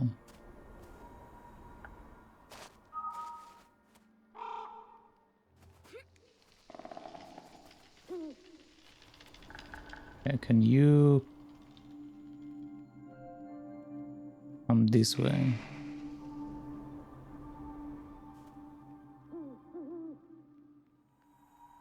I don't know how she went back up there.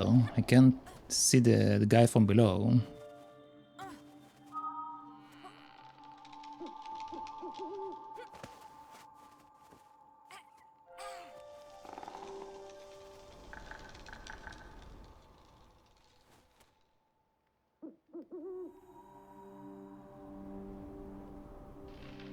No, okay, I think I'm just supposed to jump. I don't see any other way from that. Yep, okay, there we go.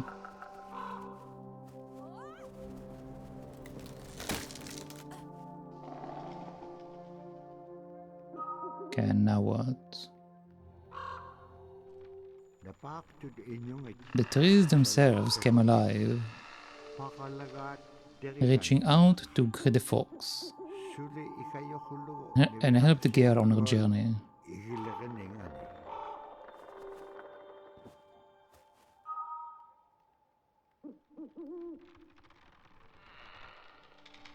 Come on. Come on.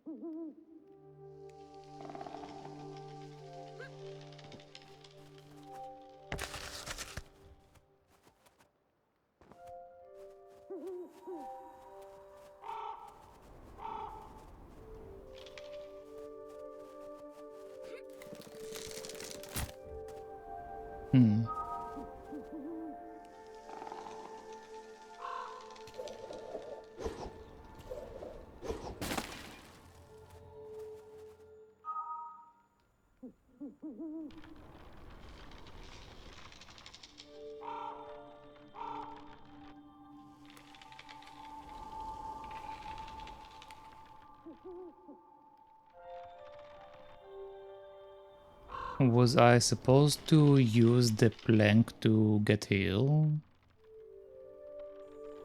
Oh, we don't have a plank anymore.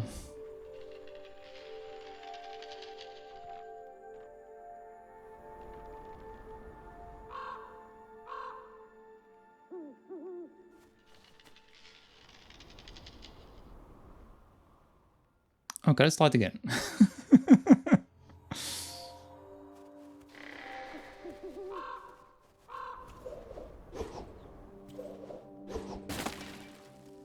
Okay, so now you...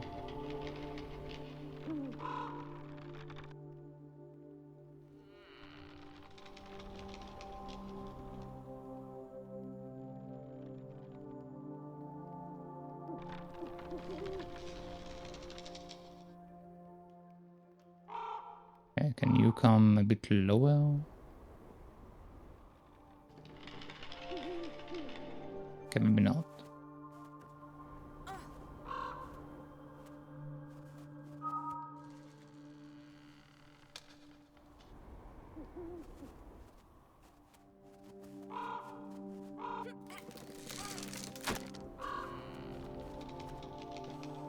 Okay, well, that works, I guess.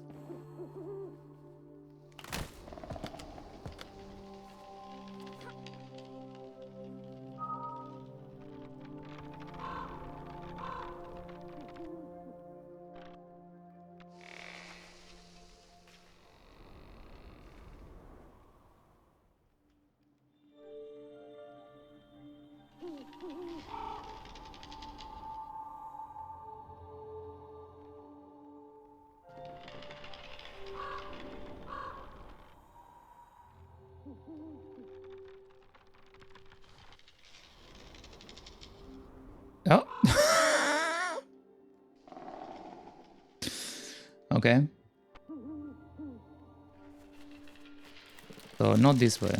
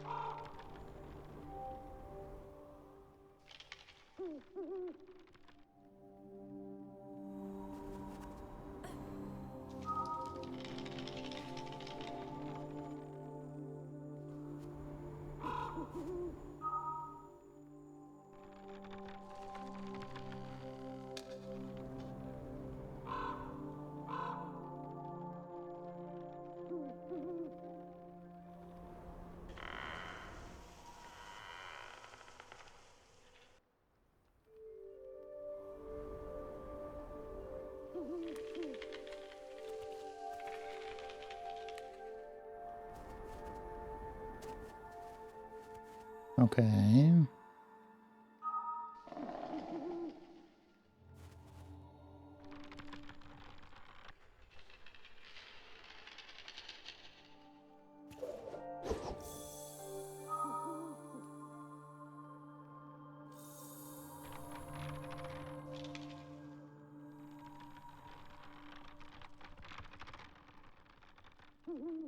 So I can get her over here, and then I guess I need to pull her downward. Yeah, we have like a thing to shoot here. Okay.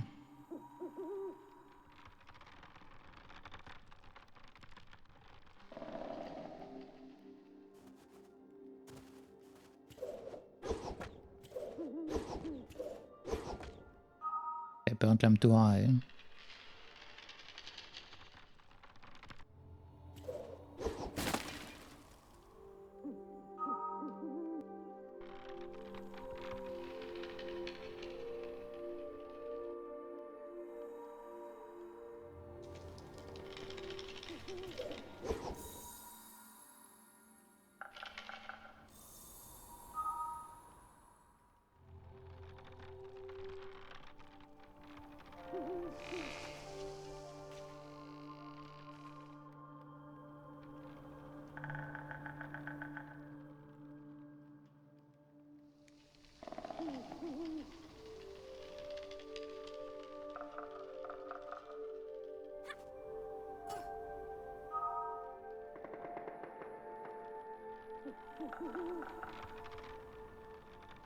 I keep hearing howls, but I don't see any howls.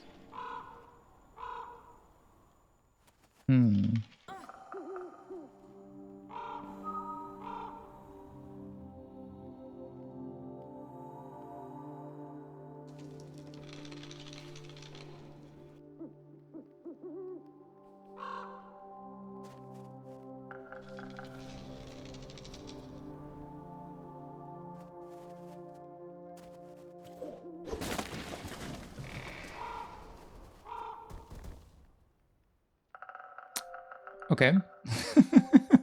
Maybe I should check the area before I jump off.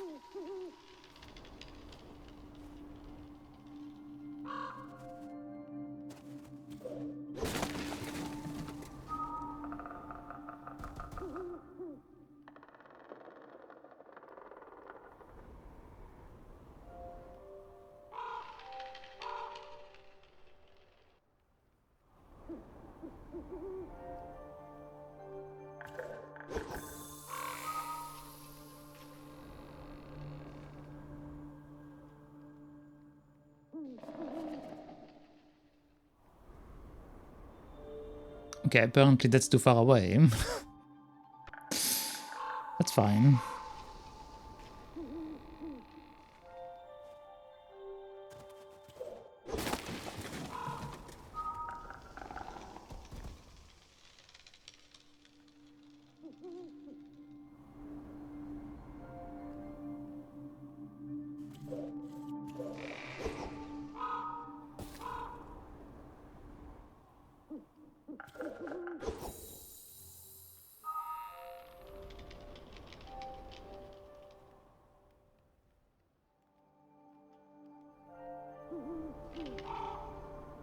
Okay, so this is the closest I can get it.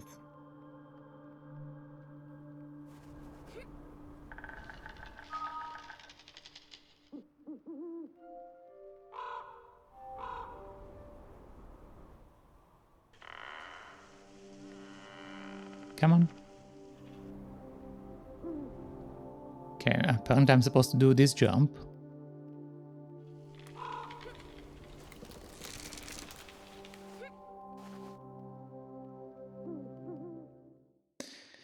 It was dangerous to travel at any distance. All one could see was a mass of white swirling snow.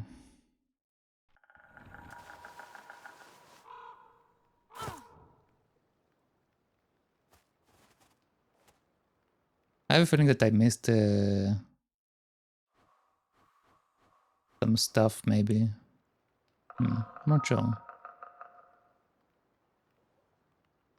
Okay, we have something to shoot over here. A light over there. Okay.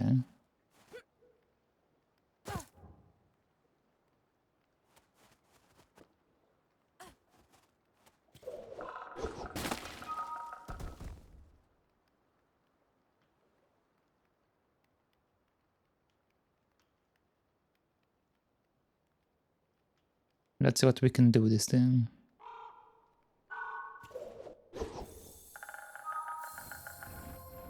Oh, the tree moves.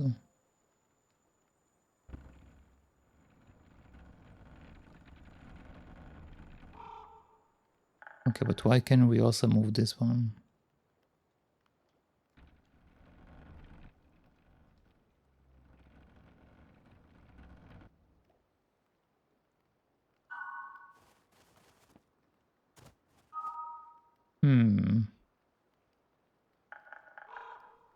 Am I suppose?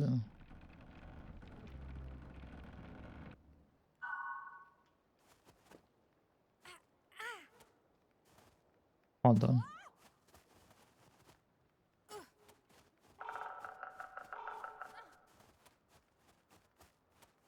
Okay, no, there is nothing around here.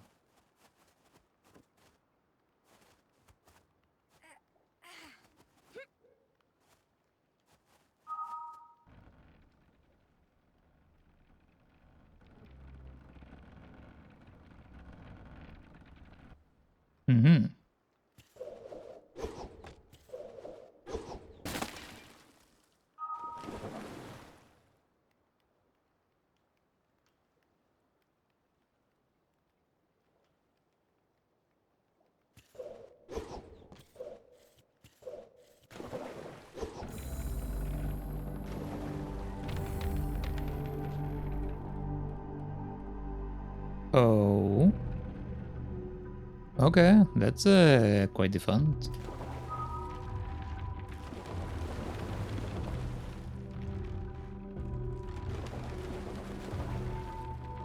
Okay, I guess I'm supposed to keep on moving here based on the situation.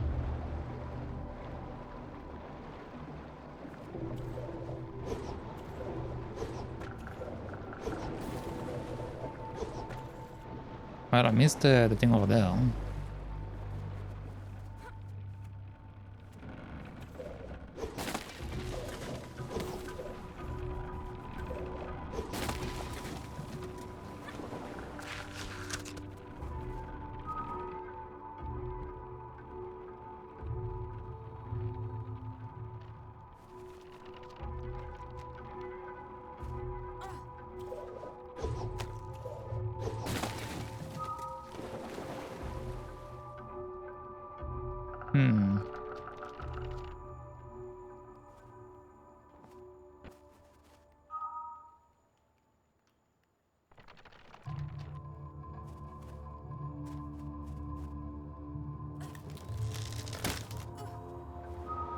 Okay, now we're back with the tree from earlier.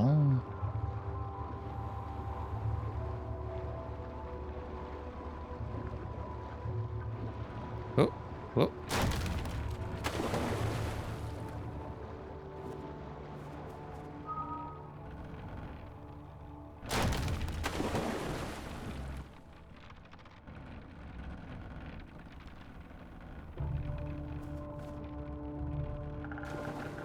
Man. Okay, I have to wait.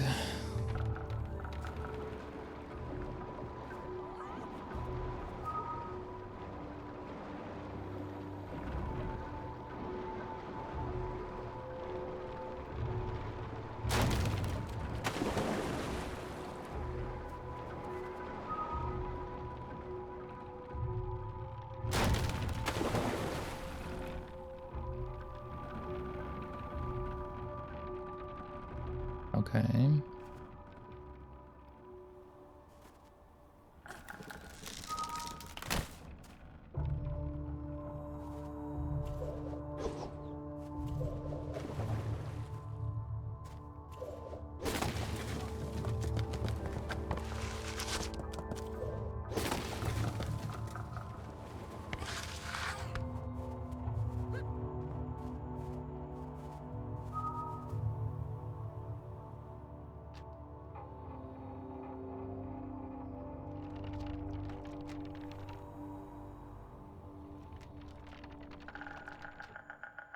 Okay, so I assume I'm just supposed to pull it up since I can't really do anything about that.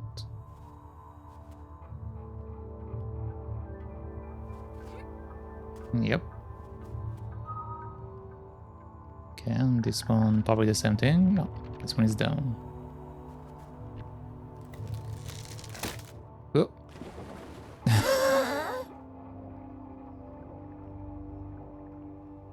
Okay.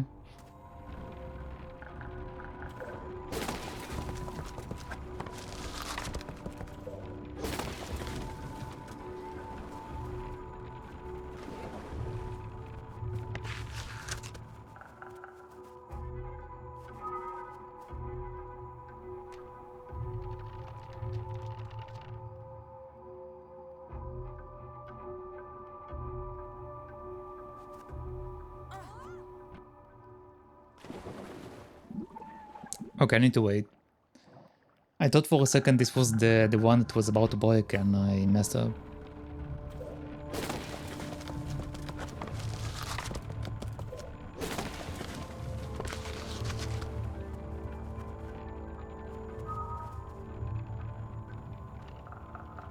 Okay, you come out. Now we wait for the wind.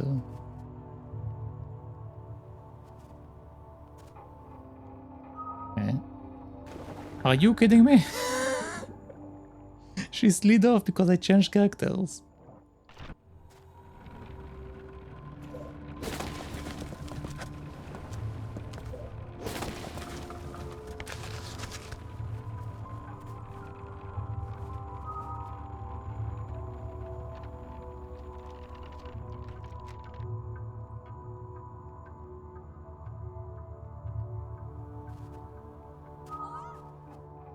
Okay, you take care of yourself.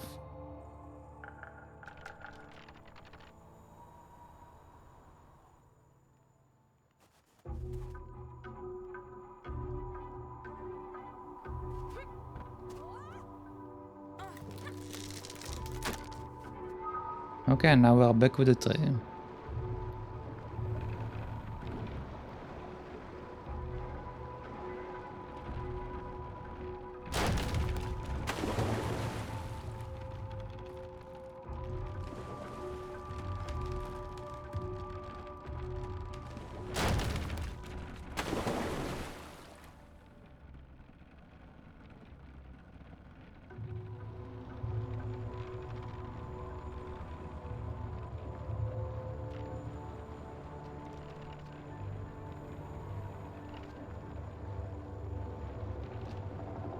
Okay, so I assume I could, well...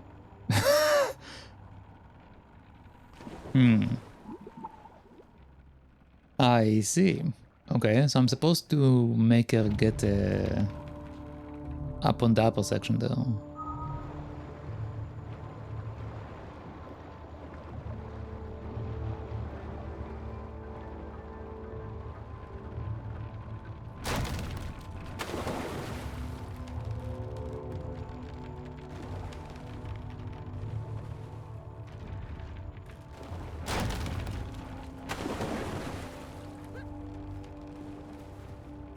Okay.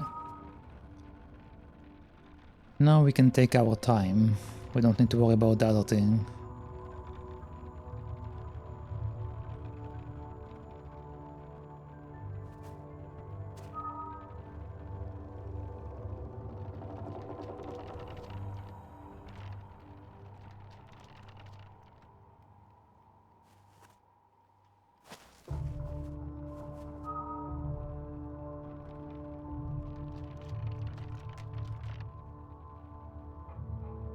Can't move this one.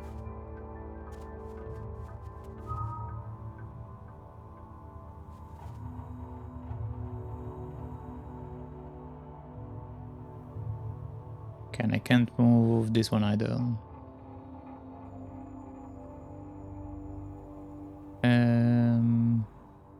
Can I?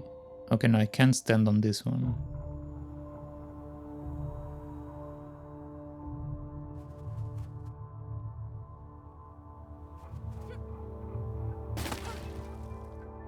Good enough.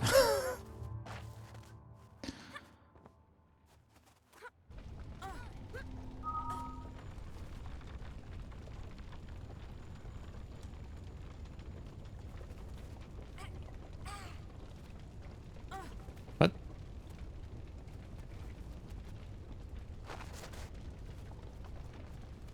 Okay.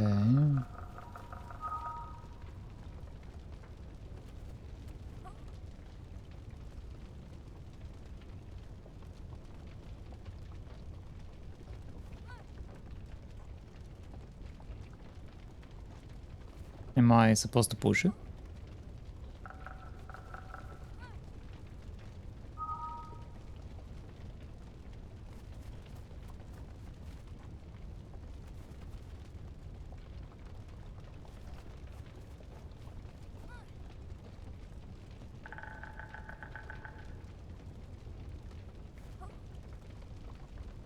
Can't seem to interact with it.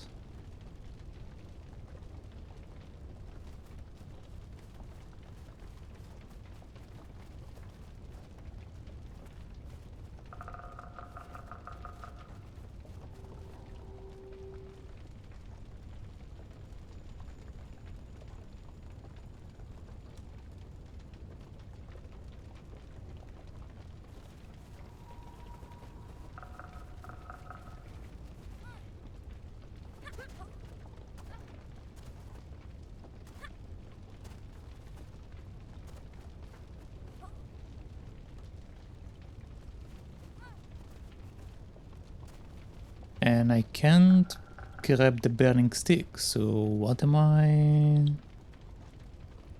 What am I supposed to do here?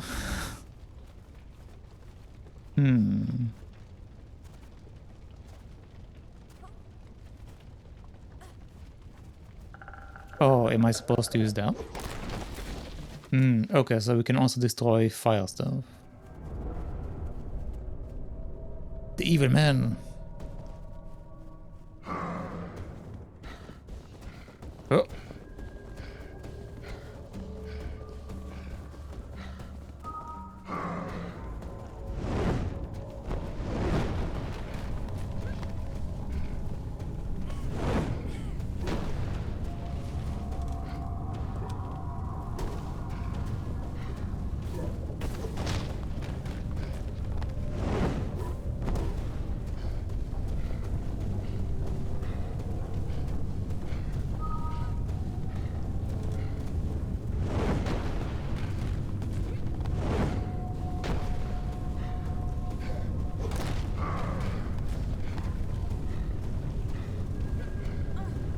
Okay, so far so good.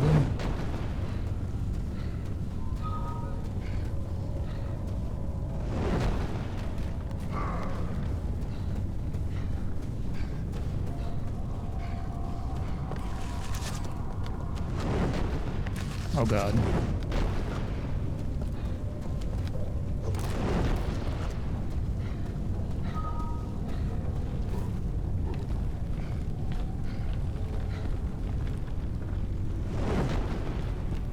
Oh, I think I see. I need to make him shoot this stuff, maybe.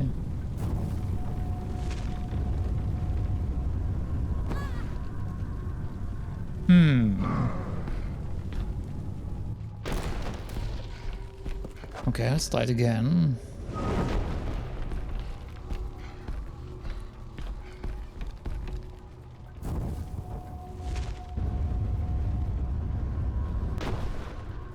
Okay, good.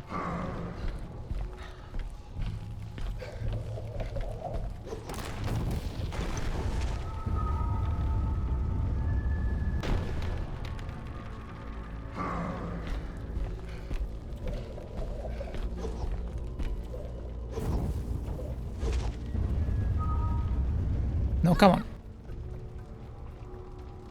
It was stuck under the branch, I couldn't move it.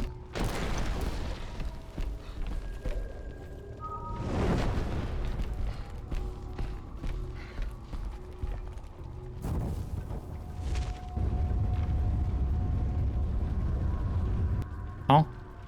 Oh, I already finished the first one.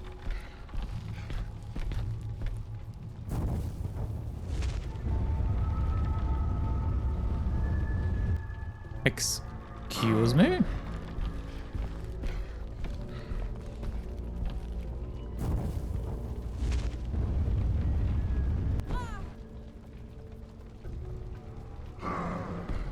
Okay, maybe I didn't finish the first one? That's a bit weird.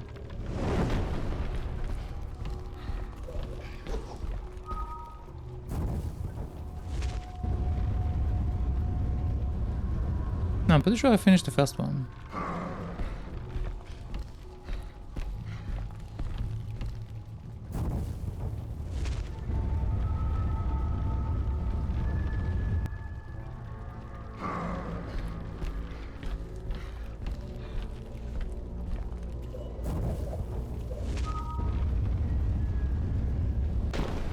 There we go.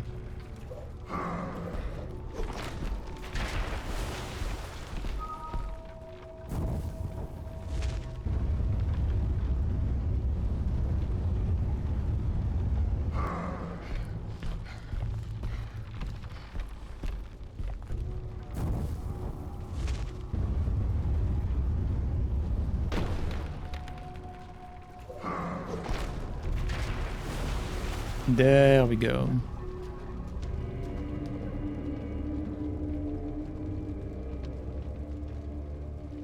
Okay.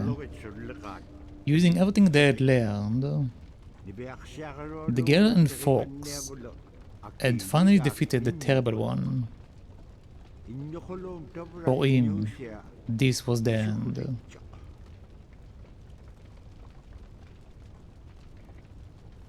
Okay, what are we doing now?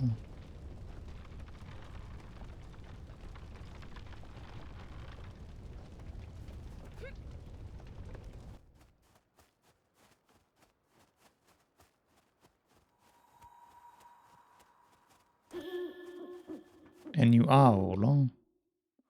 Yeah, I did miss one, man. I couldn't find it, like I looked around. He approached the spot and saw that for some reason the blizzard seemed to be originating from a small tundra meadow.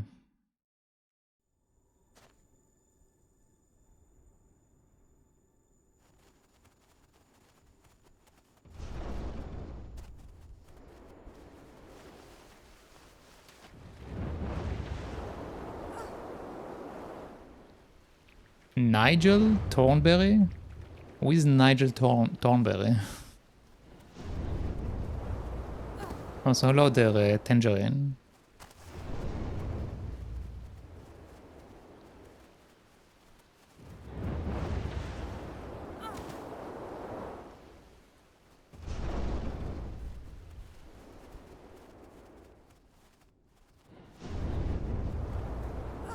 Oh, come on.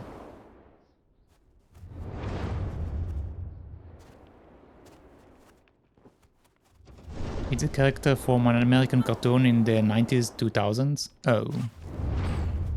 I don't think I'm familiar with the show. From which show was it? Nigel Thornberry. Yeah, it doesn't sound familiar. Man, I keep getting knocked down.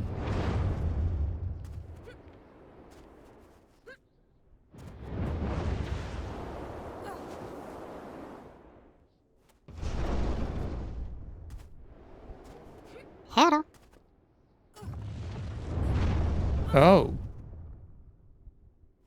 Oh.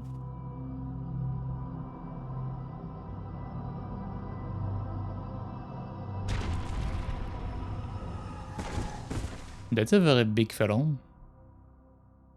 Thank you for the follow. The girl found what looked like a giant man who used an adze to mash the snow loose. Then he shoveled it off the ground.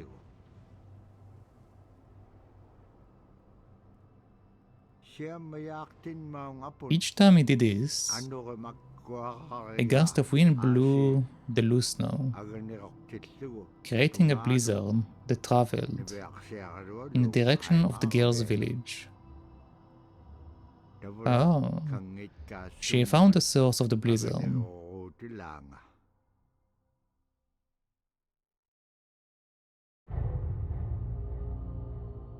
Okay, so now we are fighting the blizzard.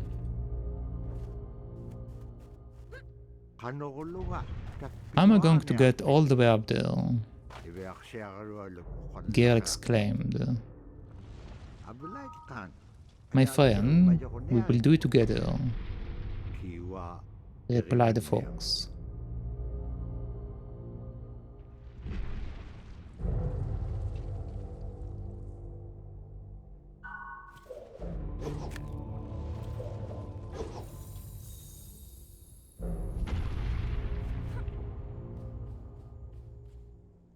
Okay, so now... Oh! Okay, let's jump towards the other direction.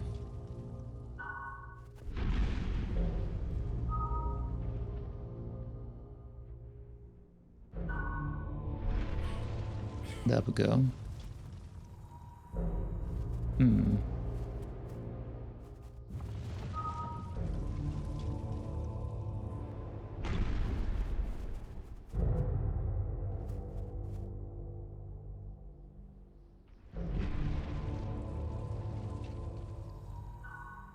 Am I supposed to...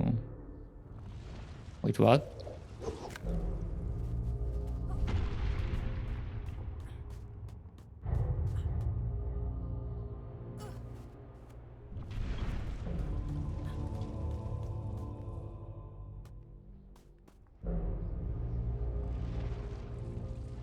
Okay, I'm pretty sure I need to break the ice before we do that, but...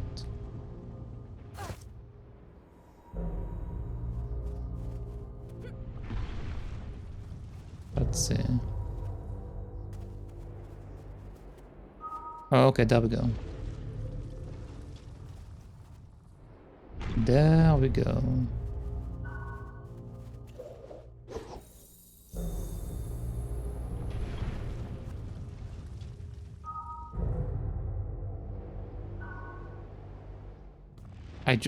Okay, I just flew.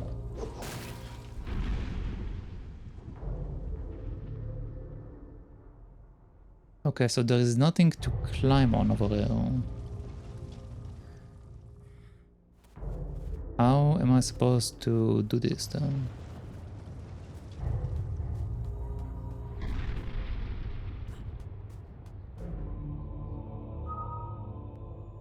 There we go. Oh. Okay, the wind.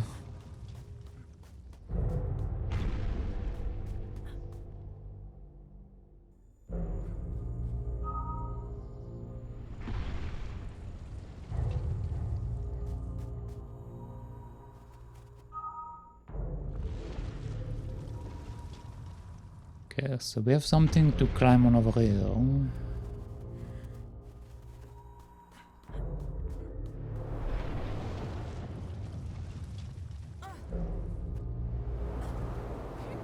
No.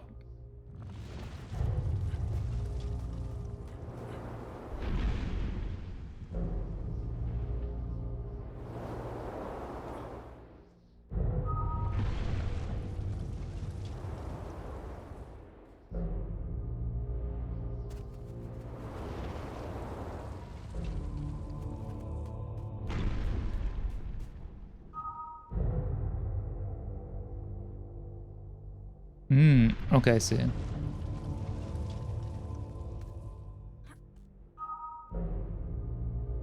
Come on. Come on.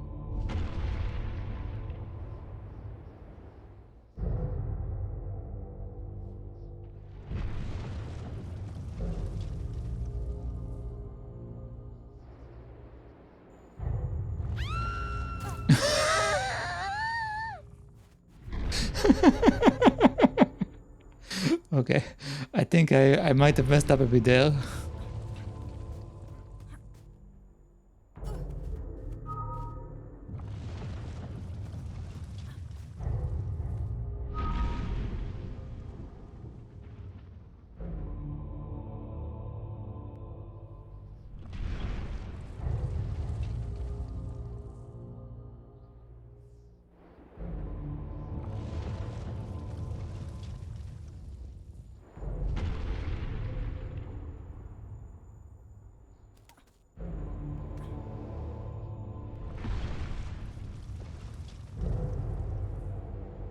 There we go.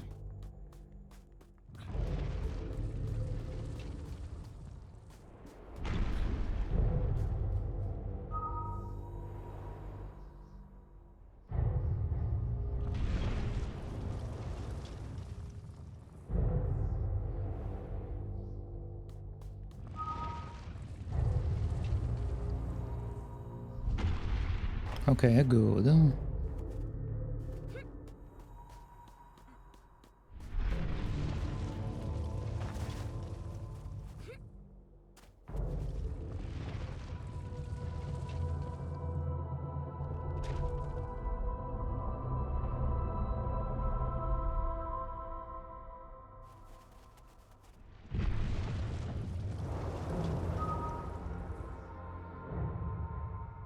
Okay, how do I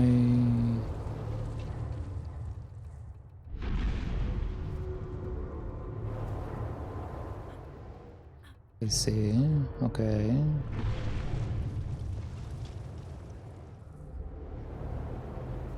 Okay, good. Oh, okay. Apparently I can't pass under that.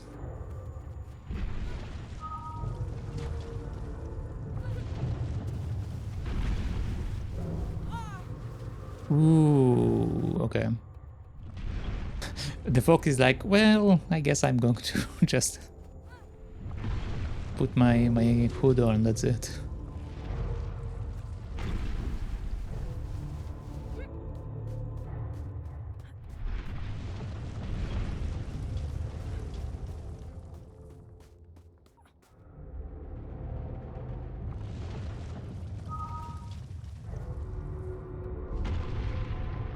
Oh, I see.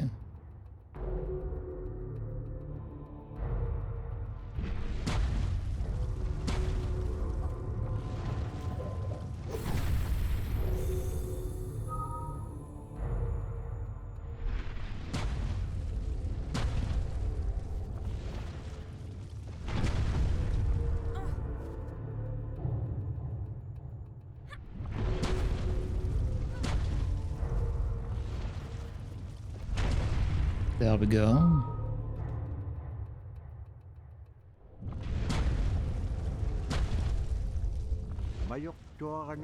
As they climb on the top of the giant man, the girl realizes what she must do.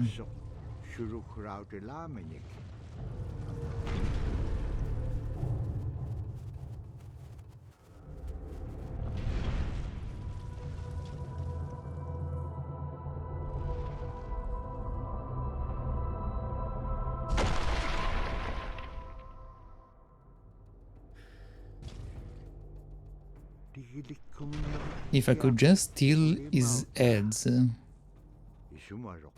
we thought. Surely the blizzard would stop. I don't know if we can steal it. He's a bit big.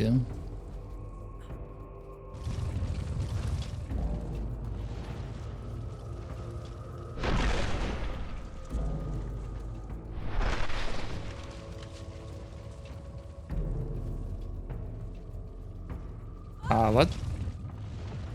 Huh? What? What just happened? I literally went through the thing.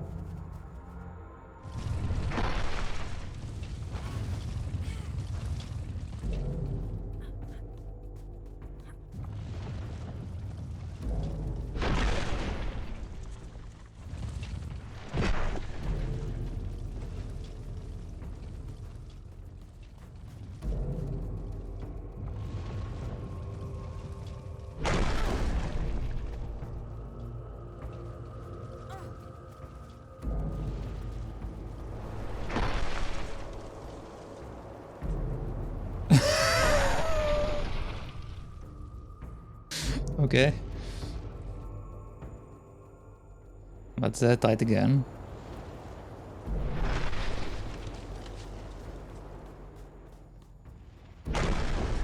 Oh boy.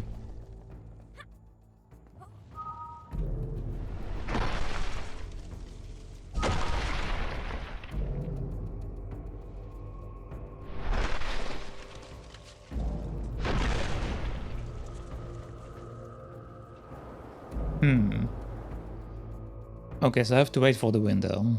I thought maybe I can make it, but no.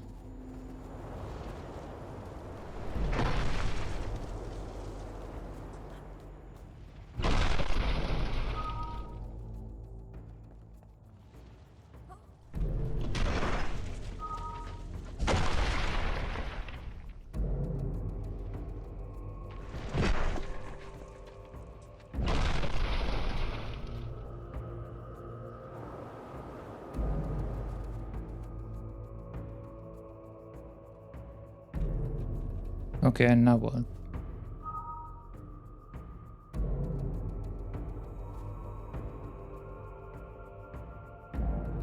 What am I... Oh, I see.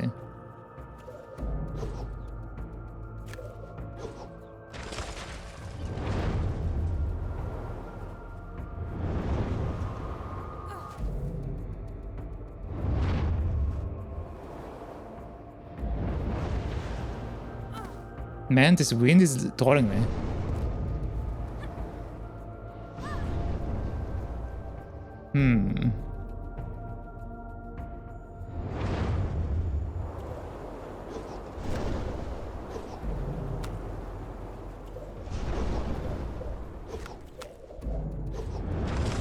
There we go.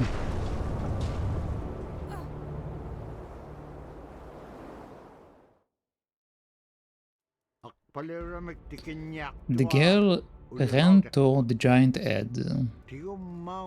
It broke loose and fell to the tundra floor.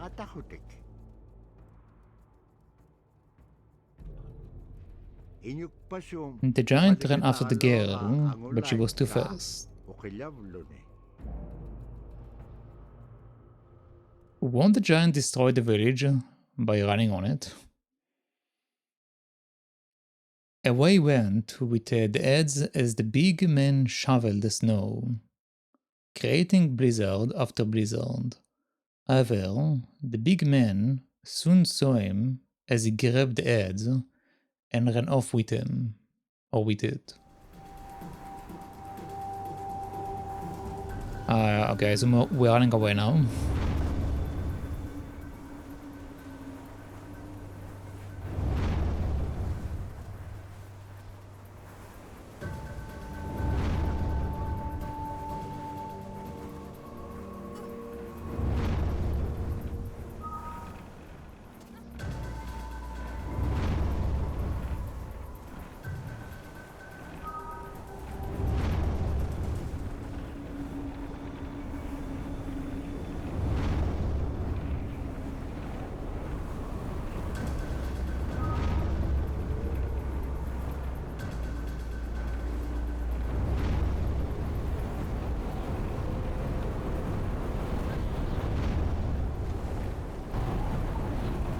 Okay, no, I'm supposed to pull it in.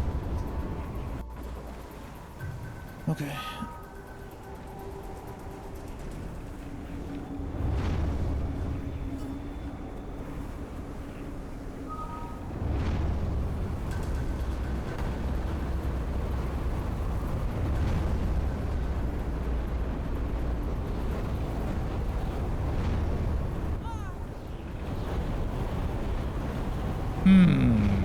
Okay.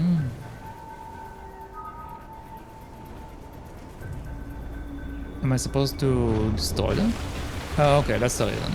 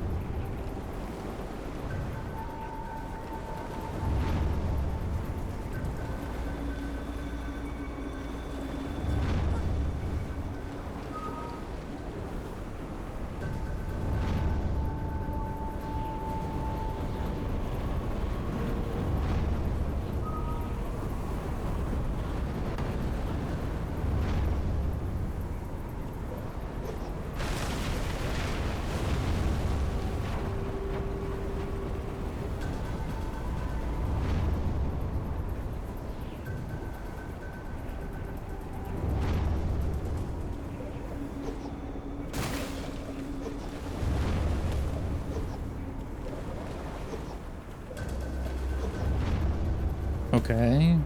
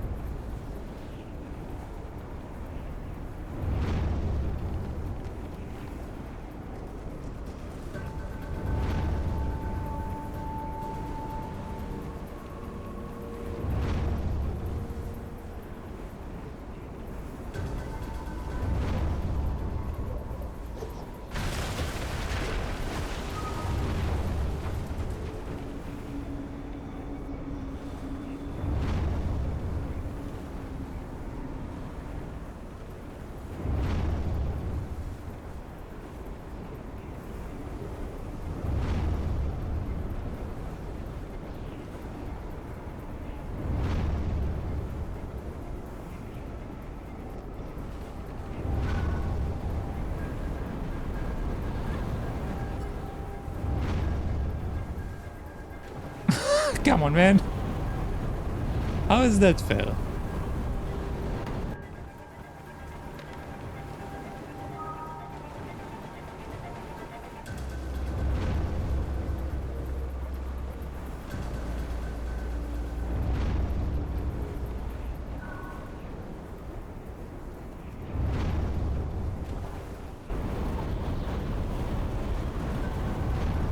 Okay, so I have to wait for the wind twice. I see, that's fine.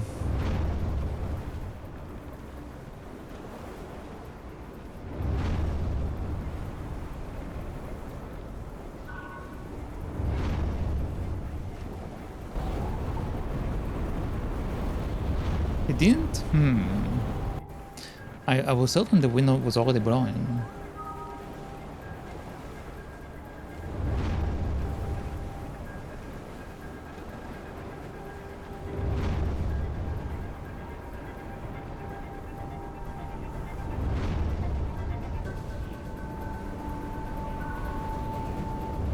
And there we go.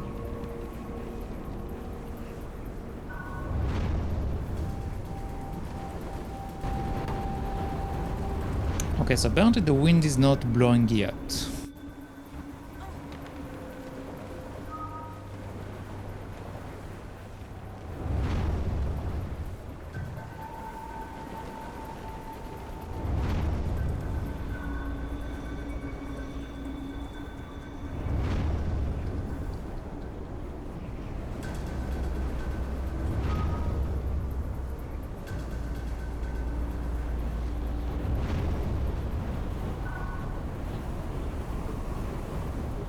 There we go.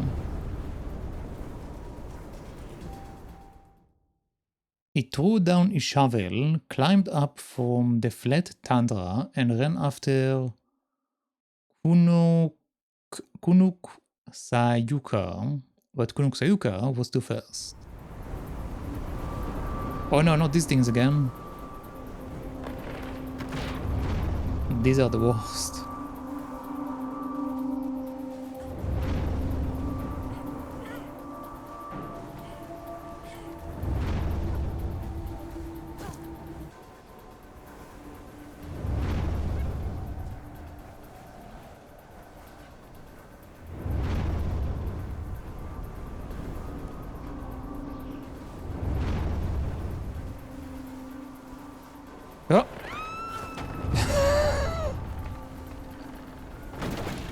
Okay, let's try it again.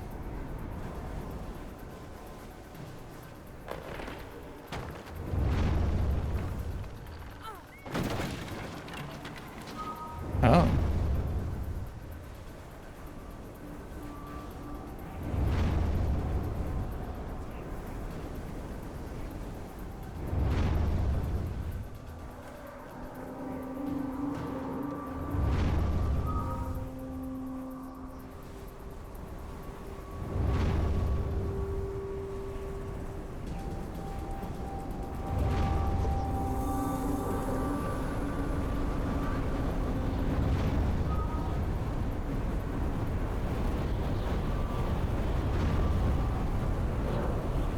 Oh, come on. Okay, so apparently the ghost can be captured as well.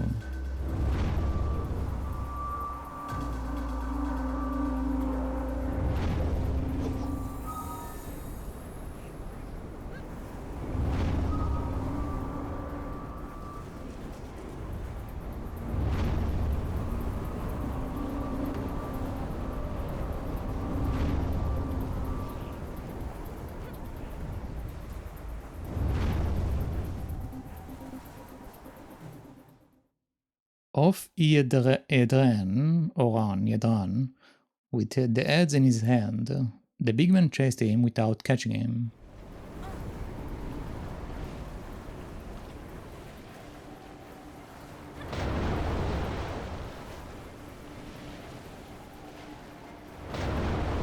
Oh, the fish.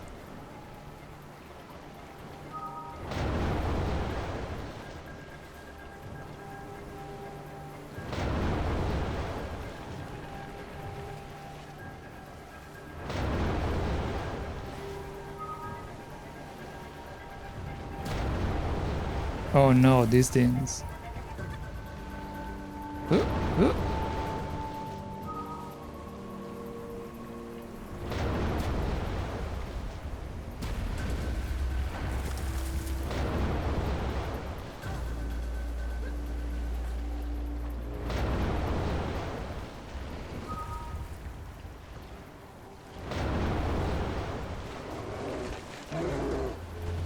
Well, that's awkward.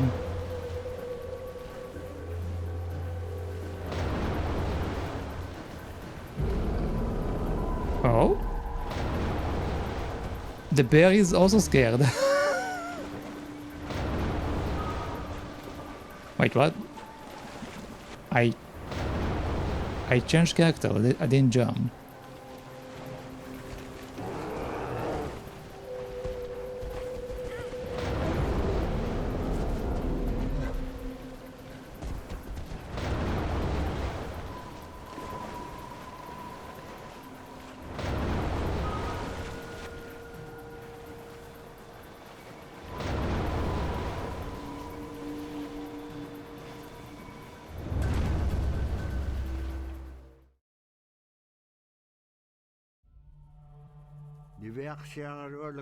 The girl made back to her village. The Blizzard Man was not far behind.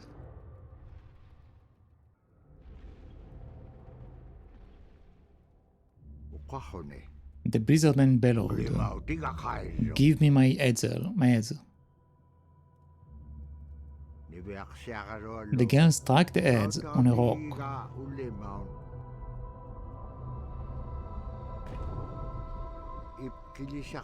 to ruin the edge of its blade.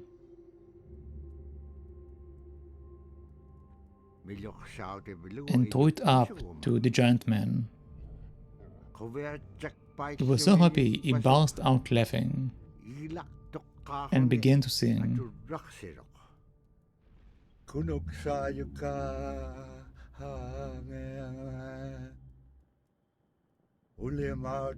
Who chipped the blade of my adze, ni-hi-ha. But tomorrow when you go outside, you will see Caribou Field. Huh? What? The girl was reunited with her family.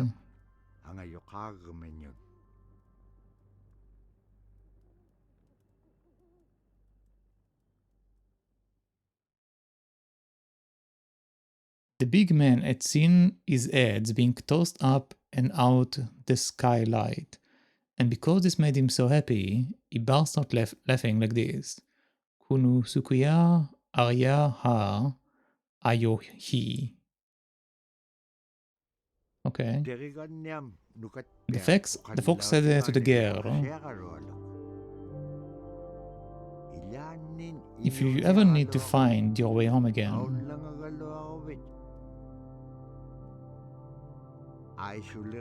just look up for me.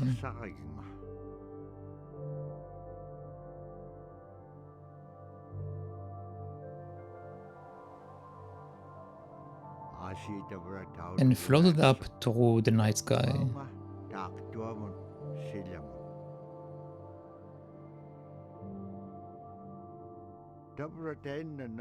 I've heard Narsuk tell the story that way.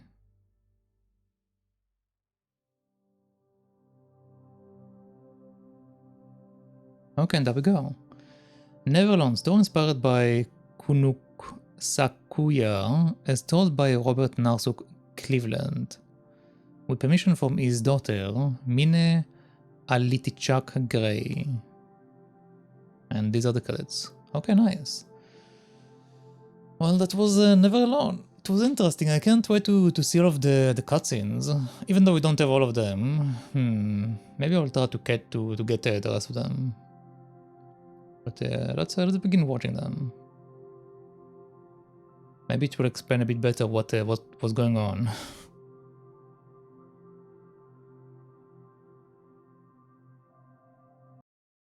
Oh no, the credits, man! I click off the screen, the credits disappear. What happens if I do back to the game? Okay, nice.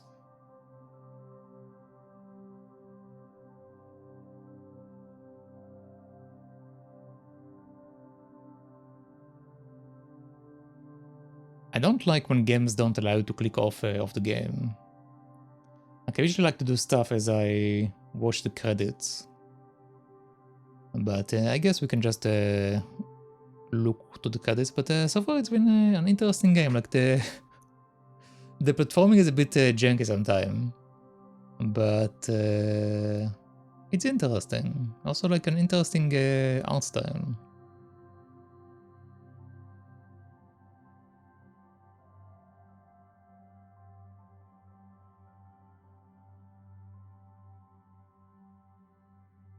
Okay, publishing. Public relations. Okay, whatever that is. Okay, apparently there is more people that worked on this game than I thought.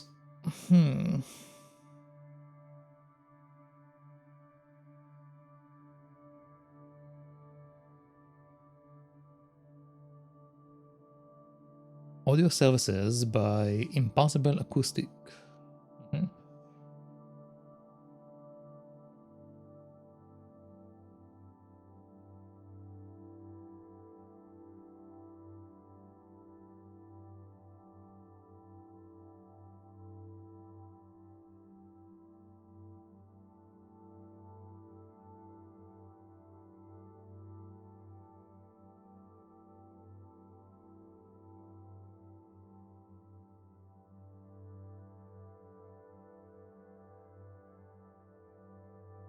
Well, the nice thing about this credit is that they are giving me time to stretch and drink water, so that's good.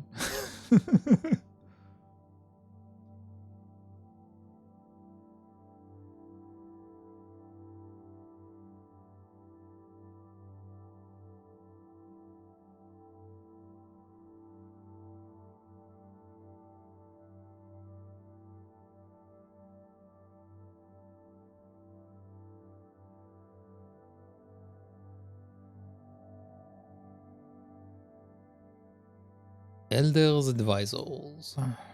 Okay. Advisors from the arts. Okay.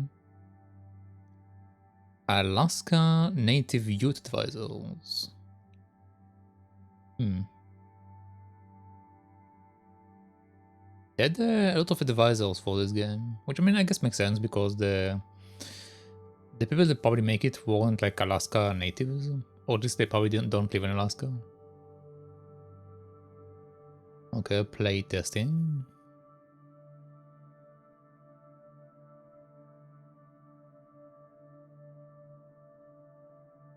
Special tanks.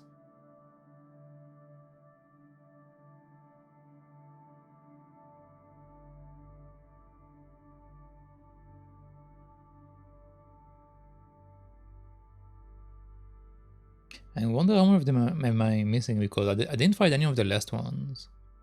But it might be that like some of them are being unlocked whenever you finish an area. So it might be that we are just missing one. And if we're just missing one, I could theoretically get it.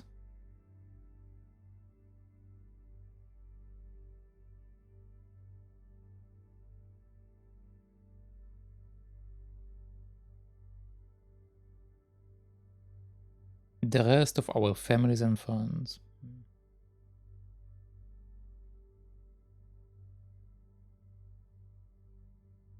Okay, what's going to happen now?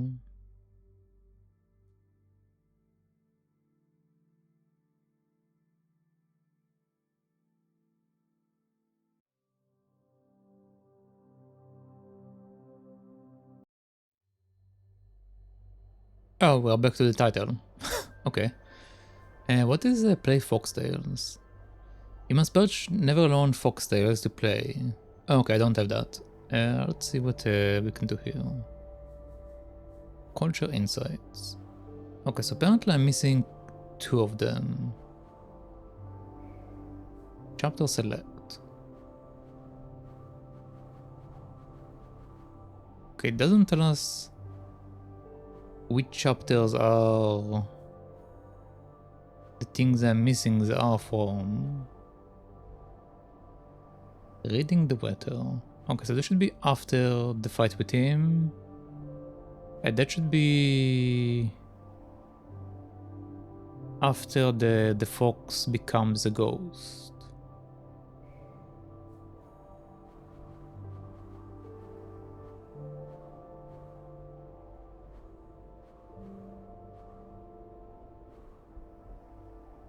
Andromeda. Forest Lake. Forest. Okay, so it should be this one, I think. Either this one or that one.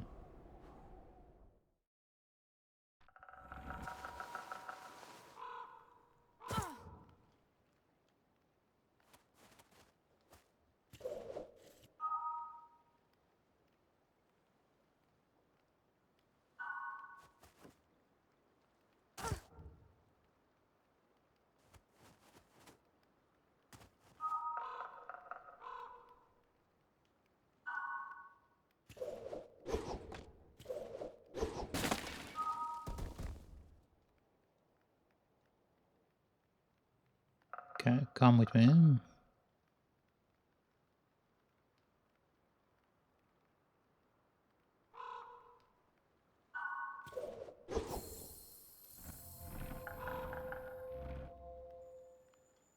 I don't hear the owl this time.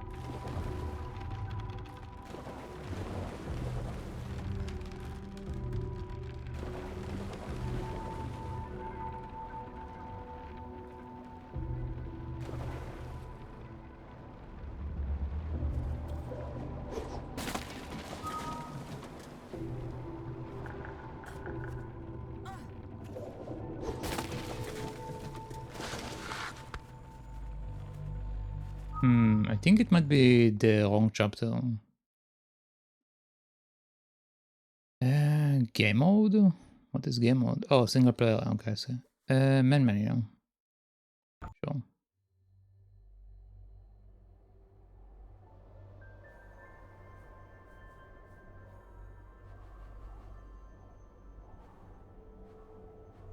Okay, so let's try Tundra Meadow, I guess.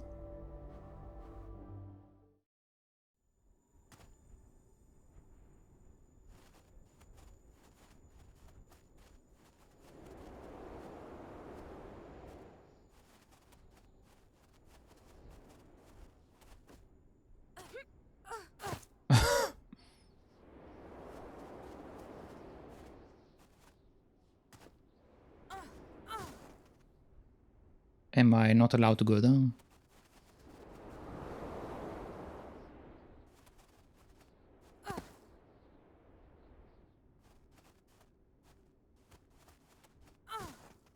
Okay, I don't think I'm allowed to go down. That's fine.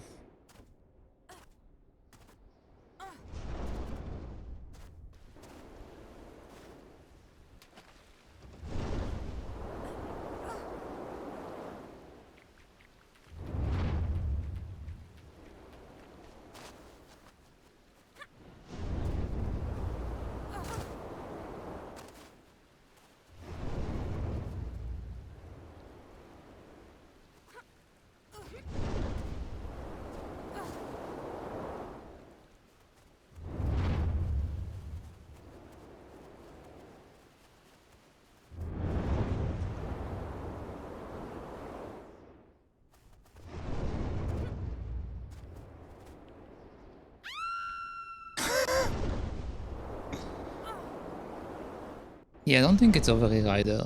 I don't hear the owl from earlier. Must be before that.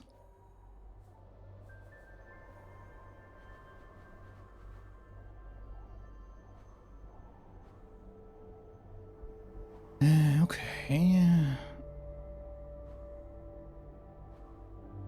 So let's go forest.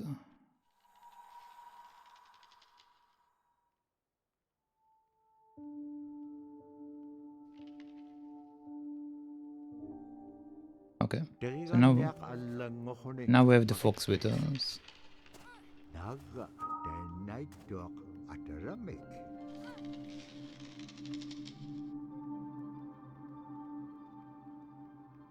Okay, and apparently now the fox is stuck.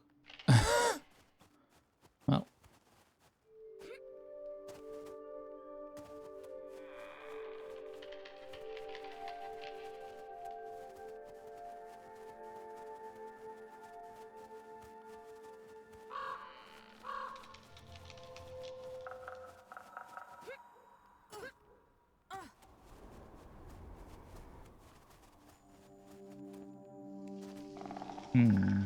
Okay, nothing over here.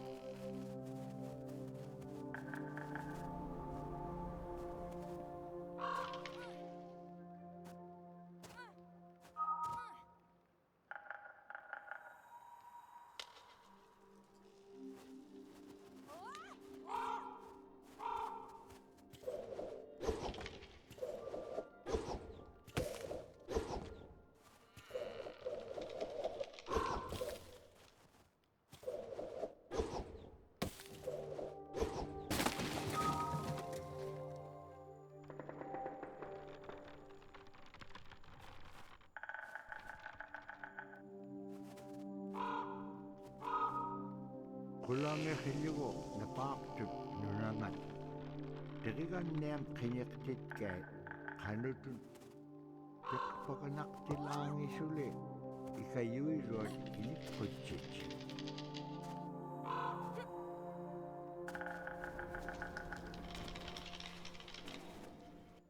Oh, I was supposed to grab this guy. My bad.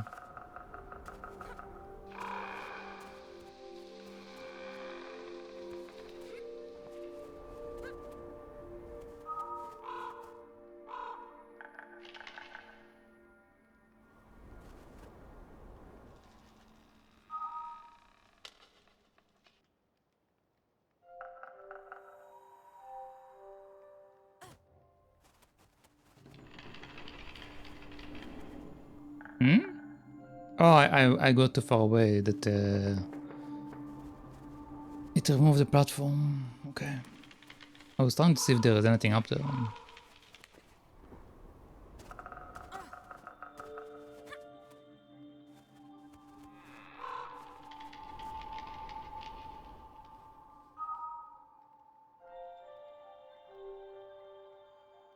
Come on.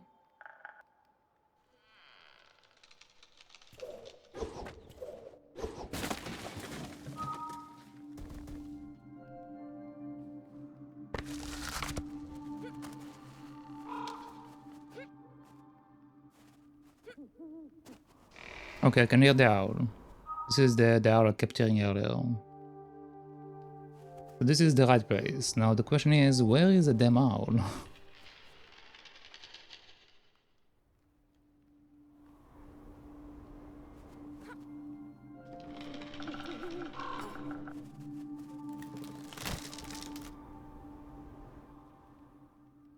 Okay.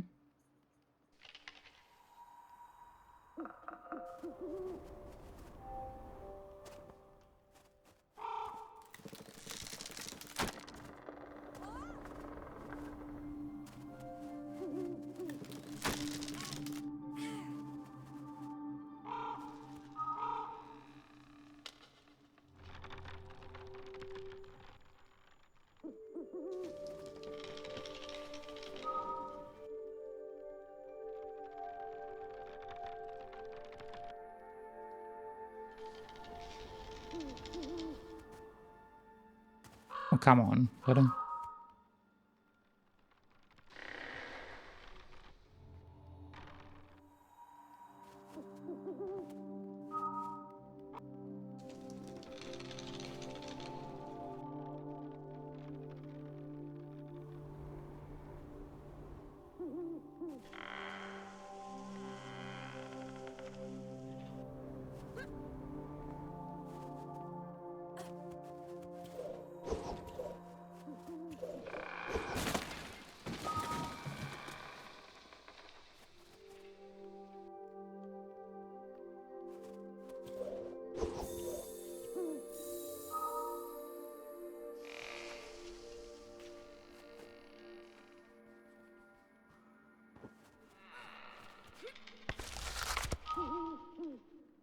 I wonder, can I move this thing?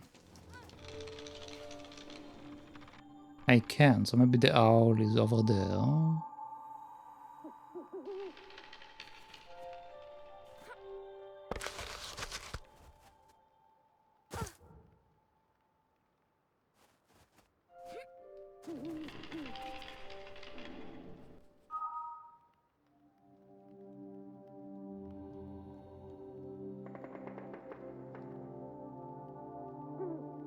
No.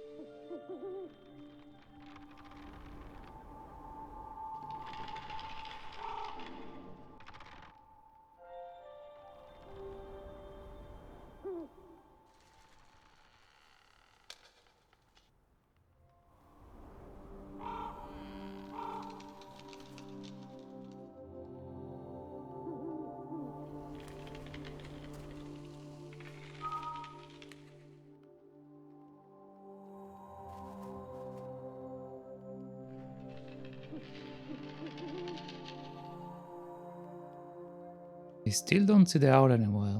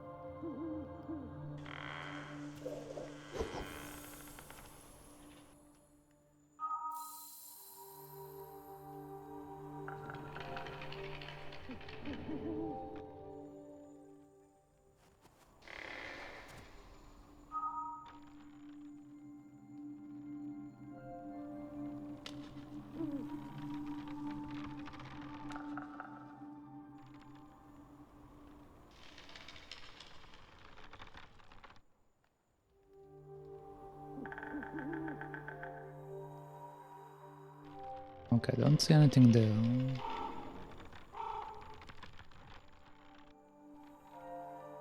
And we have this creature around here.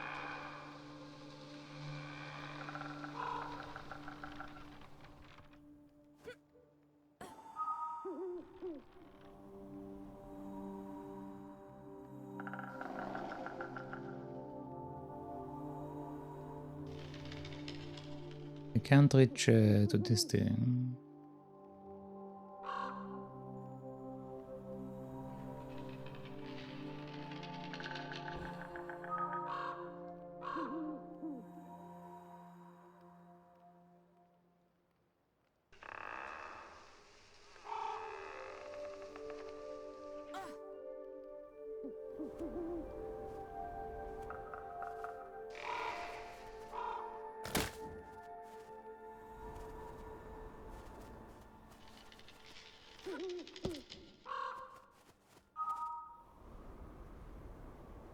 Aha. There we go. Okay, so we gotta go this one. Whoa. Okay, so I assume I can just leave now. I don't think I can finish. I don't think I need to finish this stage for the. Yeah, so now this one is unlocked. Yeah, so let's go to the main menu. Confirm.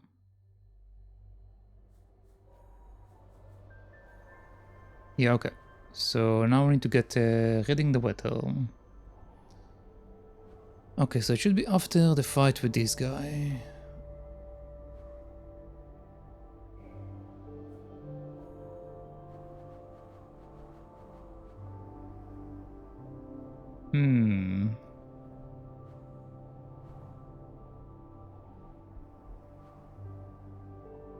Think it should be this one then.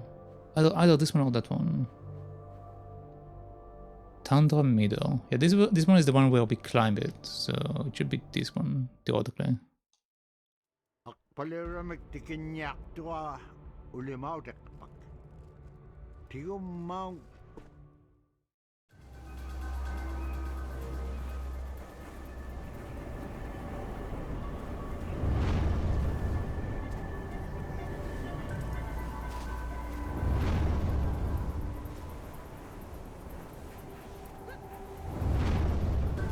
Well, judging the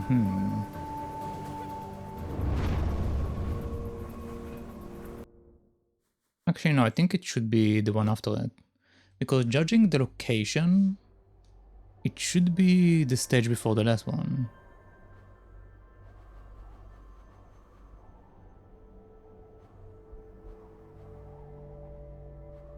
Which means either this one or that one.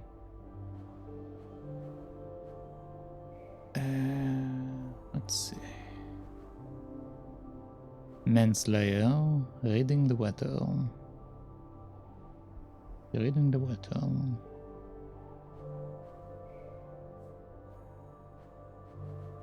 I mean, I guess I can just check which chapter it is on Steam or something. Hold on. Let's find out.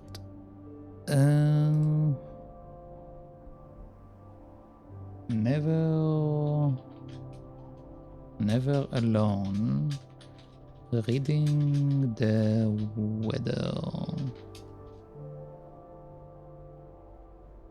Reading the weather. Okay, cultural insight, yeah.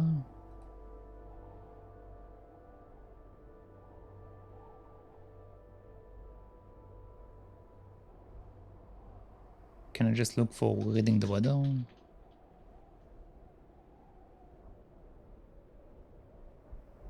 Okay. So reading the weather is in the tundra middle.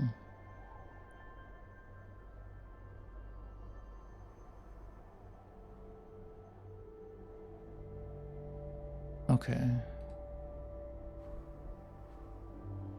Tundra middle. So it is before the giant.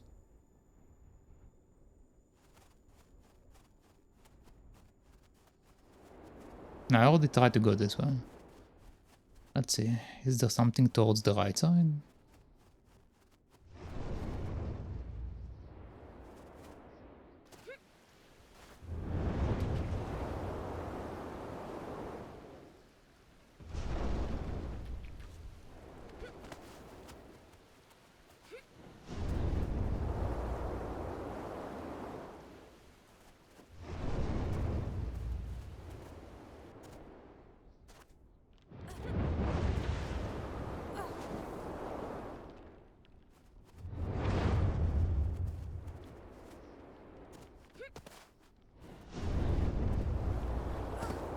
Oh, come on.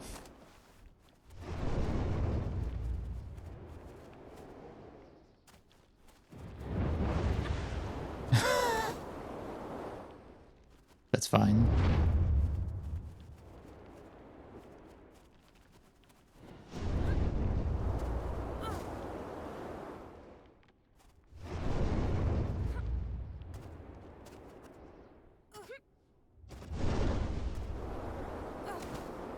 I'm pressing B, but sometimes it doesn't seem to work. Not sure why.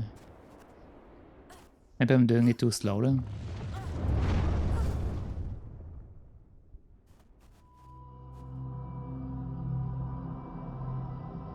Okay, so this is the giant.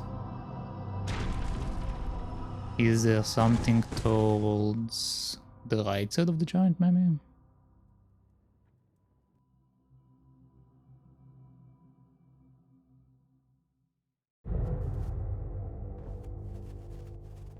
Kanoguluha takpingaaniaqpik. Iviaqsiaqalualuk qallaqiaqtaq. Okay, there is a pathway. Atauchikun majoquniariqpuk. Kiwa teriganneam. There we go.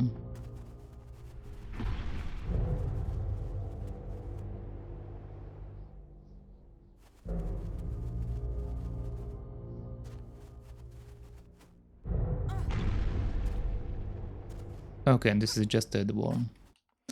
Okay, so that we got all of the cultures. So time for us to go over them. Cultural insight. Yep. Alright, let's begin all the way from the first one. A living people, a living culture.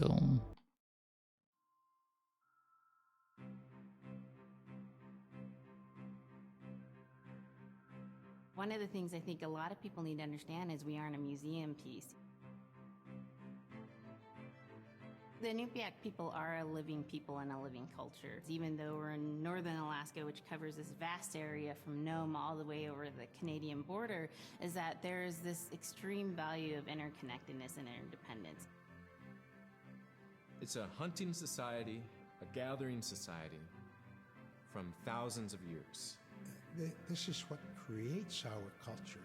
That special relationship between humans and the natural world and the animals, and that it teaches you how to have a society that doesn't do too much harm to the world.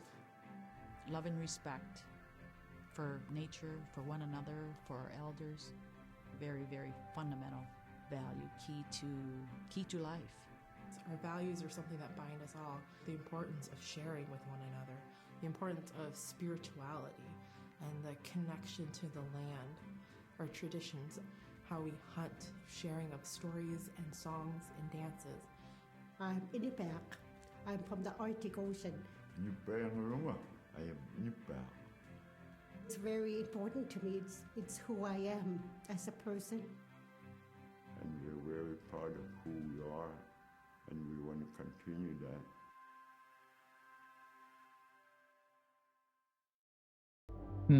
Okay. So it will be really nice to hear a story.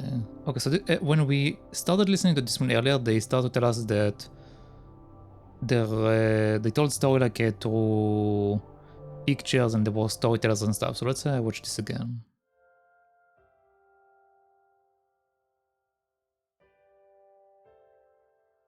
It'd be busy, busy, busy all through the day. You get up and you just go right to work, you know, right to work. There was always something to do. There was never any idle time. The only idle time we had was after we eat and before we go to bed.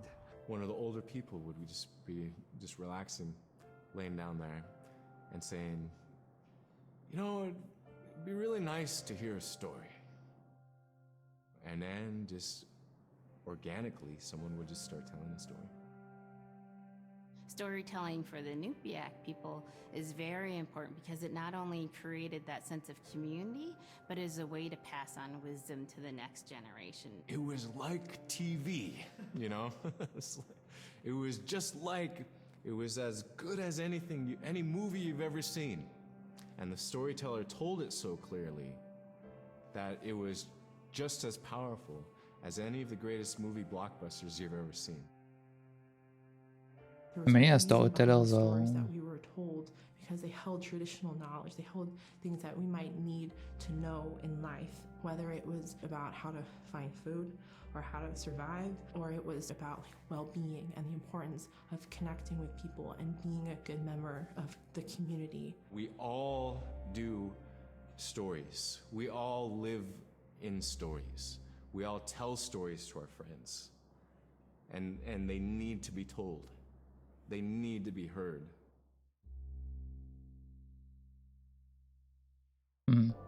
Yeah, storytellers were basically like the first books or the first movies and stuff, so it makes sense. There's definitely way less storytellers in this day and age. Like, I remember when I was in elementary school, we actually had like a storyteller come to school and like tell stories once in a while. But I don't think they do it anymore in this age. Yeah. Scream show. What is that? So scrimshaw is this really beautiful method of art that's done either on baleen or ivory, and traditionally it was used to tell stories. Each etching is telling a story of some event. Caribou hunting was taking place. This is what was going on. War began around this time, and so it sort of gives you a timeline of history through etching. Okay, so scrimshaw is etching storytelling. It would literally be able to read the scrimshaw story. They're like reading a book, in a way. A lot of the storytelling traditions would be things that after the storytelling was done, we'd just rely on the next person telling it. And so scrimshaw is a very important way for Alaskan Native people to record their history. What is the material they use for that? Some of them were white, which I assume is like I don't know, whale teeth or something, but some of it is black, so... Well, I guess they could just take either whale teeth or bones and put like some sort of coating on it, maybe. Arctic fox, okay.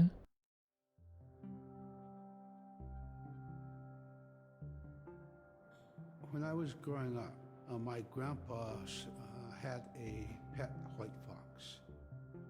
If you're a good friend with a fox, when there's danger abound, they try to keep you from getting into trouble. They pull tricks here and there, and foxes are like spoiled little kids in a way. when you let her out, she'd go prancing out in the snow, jumping in the air. I know she was happy then.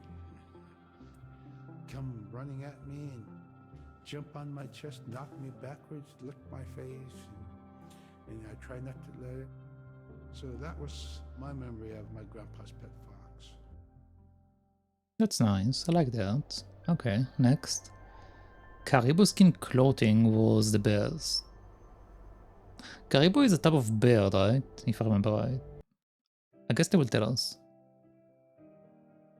Caribou was, it provided for us in many ways. Our clothing in those days was made of all caribou skin. I grew up wearing caribou pants, mittens, caribou skin mattress, blankets. Some people had boots that were made with wolf leggings, sealskin sole bottoms. Baleen was shaved to make insoles. They kept us quite dry and warm as well. But the caribou skin clothing was the best. We would get as many yearlings as we could for our outer clothing. And for a heavy winter, we would get caribou in February or March because the hair was the longest and the skin was the thickest, and we would use those for our winter gear. With that stuff on, you could sleep outside in 50 below and it wouldn't bother you a bit. Yeah, but the thing is, these days caribous are extinct, so I don't know if it was the best idea, but interesting. I figured that this was like made out of foxes and stuff, or wolves, but apparently it was a caribou. Okay. Scylla as a soul. What is that?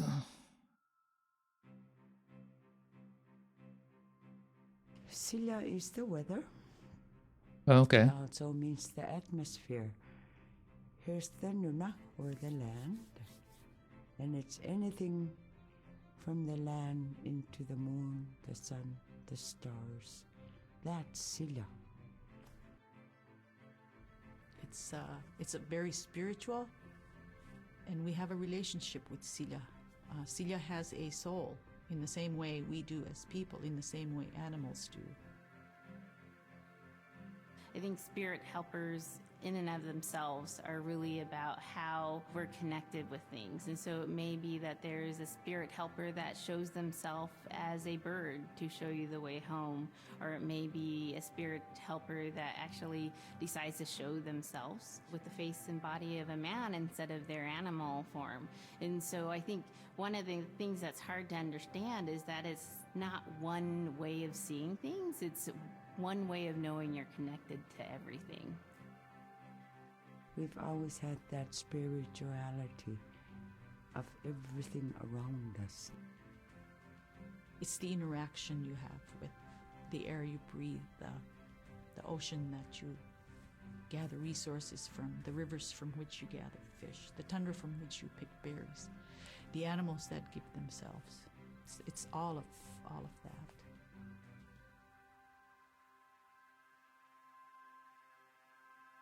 You know, an interesting thing is that almost all of the cultures, like if you look backward, like either it's Native Americans or just native tribes or whatever else, they all had like sort of an idea that like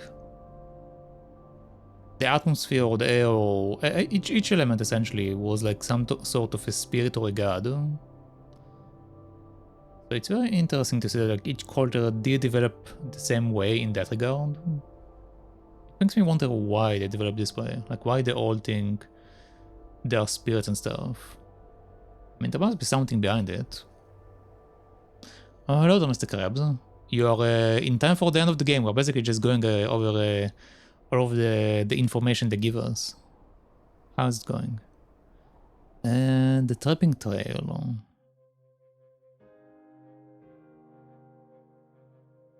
In the winter, when we were traveling, we didn't build sod houses, we built snow houses. In Canada, they call them igloo, but here in Alaska, we call them apuya. Apuya. We'd do a day of travel, and then we'd make a apuya.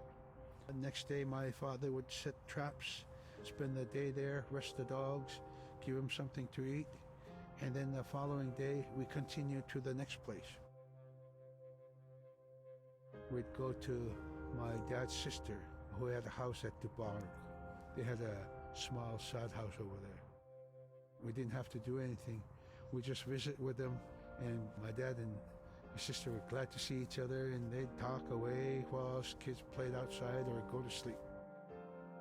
By the time we get back to our home, my father would leave us with our aunt or with my grandmother, and then he'd start on his trips and go check his trap line. We were not into 8 to 5 kind of time, you know. We're in a total different kind. We're in ecological time.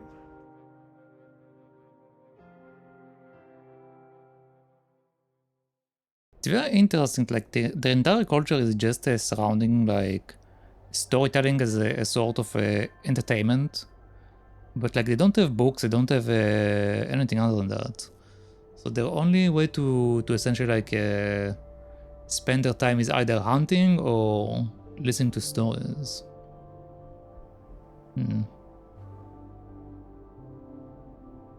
How was the outing game, Mr. Kirby? I saw you doing some of it a bit earlier. Did you manage to progress a bit? The heartbeat of the community. Okay. Drum is something that's common to all cultures in Alaska. All cultures have a drum that may have some stylistic differences or differences in the materials that it's made, but it's still in recognition of life and vitality, and the drum mirrors the heartbeat, and when you continue drumming soon it will be in line with your heartbeat, because that's what it's supposed to be, the heartbeat of the community, and it symbolizes vitality. And it's the most tremendous feeling to be in a room and to have one long row of all the drummers and to have that feeling of unity, everyone beating in harmony, the drum beat in unison. It's the most beautiful feeling. And to know that you're connected, you're on the land that you are connected to. And even if you grew up outside of the community, that which is in you comes from this area. And it's the greatest feeling.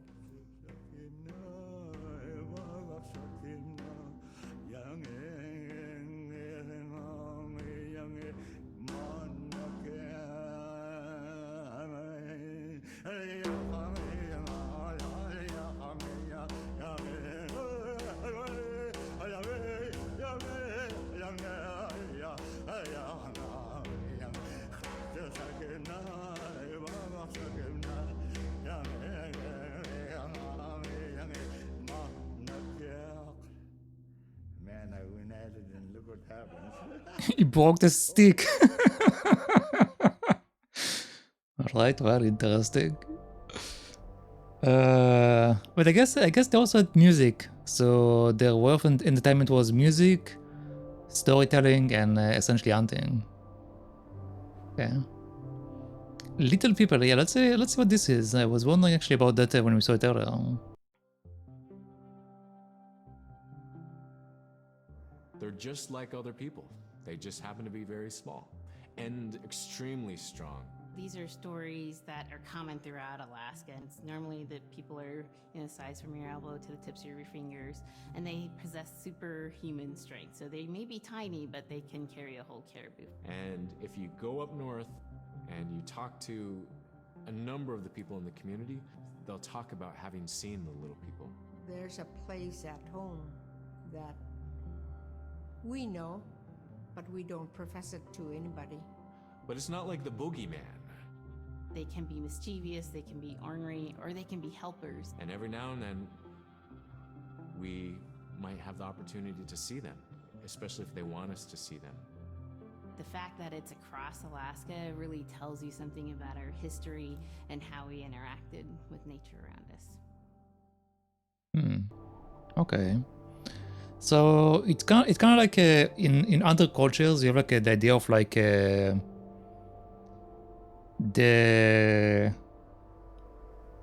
norms and the fairies and the fae and whatever that exist, like, but you don't really see them. Specifically, these ones are like very strong sort of creatures, but it's kind of like similar to the other stuff in the other cultures. Okay. What is Ebola? we got that area.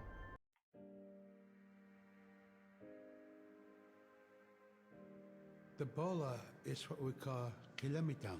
And the kilamitan is made out of braided sinew tied onto some heavy bone which you could twirl. In my case, we're catching ducks. When we're out whaling, Oh, it's to catch ducks, sometimes okay. the ducks start flying, and they're good for duck hunting. You know, if you're a whaling crew, you can't make too much noise, so you can't use a shotgun for getting some duck soup handy, you know. So bolo was a really handy weapon to use for catching ducks. You know, the ducks fly in, you throw it up and tangles up the bird, and down they go. Okay, so that's why the spirits were ducks and stuff. Okay, that makes sense. They would give the gnomes in Little Nightmares a run for their money. They sure will, man. Unless they are the raincoat gnome, and then and then it's a different story. Stranded. Oh, that's when we got stuck on the ice. The scaredest I've ever been. I was 12 years old. We floated out on a piece of ice while we were duck hunting. It was a bluebird day, just clear blue skies, and there was 3 of us: myself, my brother, and my dad. Next thing you know, we see this dark shadow on the ice. We look and it goes behind us. So we all jumped up, startled, and my dad, he started running. We got back to the ridge there. The ice had fractured, cracked, and broke off, and we were floating away. We were drifting. It was close enough to where my dad would have made it. He stopped and he thought about throwing us across, and if one of us was on the other side, we would be split up. So he stopped, and he just so happened to have a cell phone on him. 911 didn't pick up. That's the worst feeling in the world right there. 911 did not pick up. So he left a message because they record their calls. Once he had relayed that information, his cell phone died. That was the scariest moment I've ever had in my life. We were floating away and I thought we were left for dead. He kept calm during this situation. He's bringing out everything positive in this case. You know, I'm crying, my brother's freaking out. It went from clear blue to dense fog. Within a couple hours, we heard the chopper flying around, so they must have gotten our message. We thought we were saved, and then the chopper sound went away. So we lit some of the sled on fire. It's plastic. We thought black smoke in the fog would create some kind of marker. Chopper pilot had mentioned when we got rescued, you could see a glow in the fog, and he slowed down there, and sure enough, as soon as he slowed down, we got within visual. That was definitely the scariest moment of my life, was floating away and not knowing what the outcome was going to be.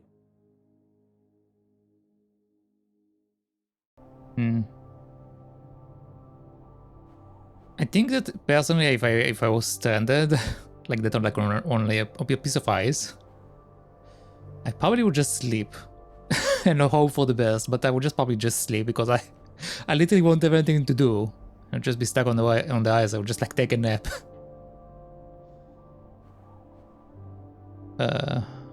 No more thick ice.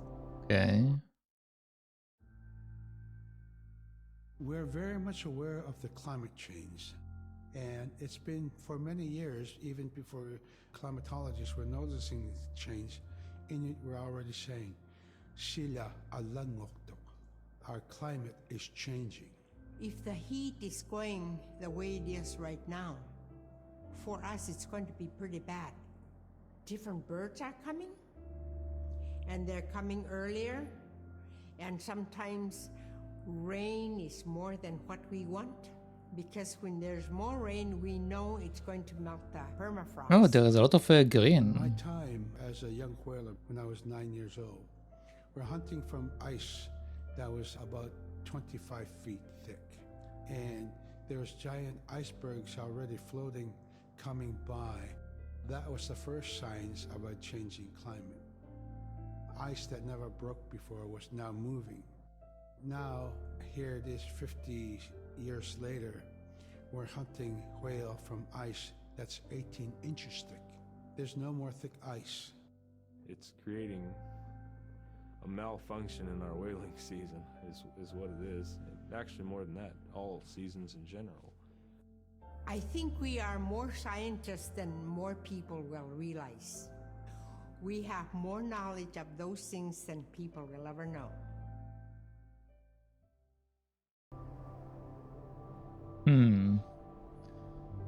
So this is basically what have been told to us, like for years upon years. That like there's a lot of like shifts happen in the North Pole, and this is basically talking about the same thing. That basically there is no more thick ice, which essentially means that like the entire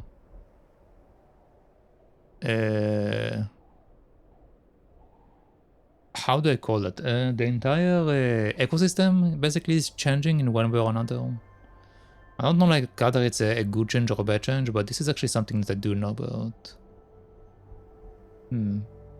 Also, you know, one thing that I just noticed, like you would think that like people that live in cold places, like from like straight from the beginning, they will develop more facial hair and stuff to keep them like insulated versus the cold. But if you look like all of the people that like live there, they actually don't have a lot of facial hair. So facial hair doesn't really matter that much apparently when it comes to the place you live at. It's more like probably what you evolved from. Because I don't think all the people evolve from the same like type of monkey or the same thing. So I feel like in their case, like the reason why they don't have as much facial hair is because they probably developed like from a strain of monkeys, or again from whatever they developed from like some kind of thing that didn't have a lot of facial hair, probably. A girl and her Nanook? What is that? Is it the fox spirit? My brother was out seal hunting. He got attacked from behind and managed to grab his knife and save himself. When he came to realize, oh no, it's a mother. We've always known traditionally that we avoid killing a mother. It's always been sacred to us to protect them. He had to present himself to the council, and so he was given the job to mother the baby, and we kept it. It got so big it went over the barricade one day and got to the dog food, and that was an indication that, brother better go teach it how to survive on its own. So he did. I really got attached to the bear because I more or less grew up with it. And some days when brother took him walking, once in a great while he'd put me on the bear and I would ride on it like a horse. I was just happiest little girl in the world.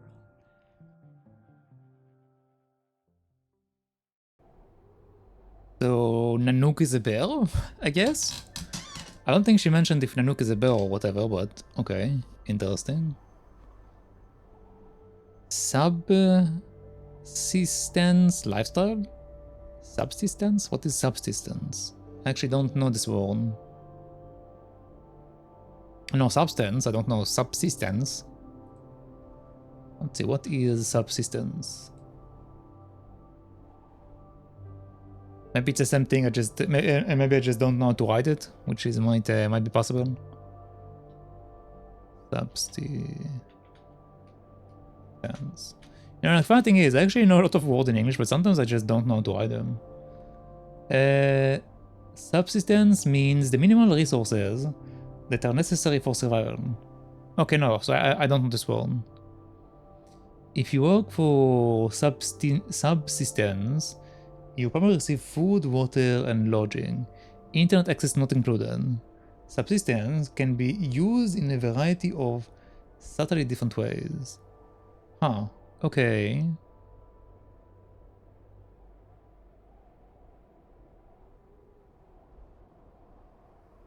It means supporting life, living or livelihood. So basically a minimum way to live, essentially. Okay.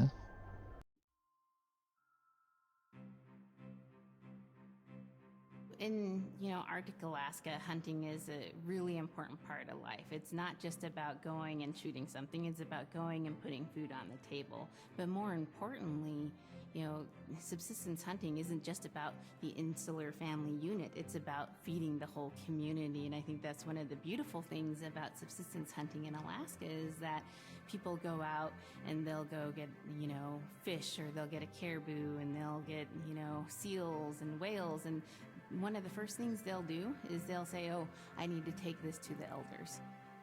This isn't just about one individual surviving or one family surviving, it's about the whole community. We didn't just go out and kill and put in a freezer.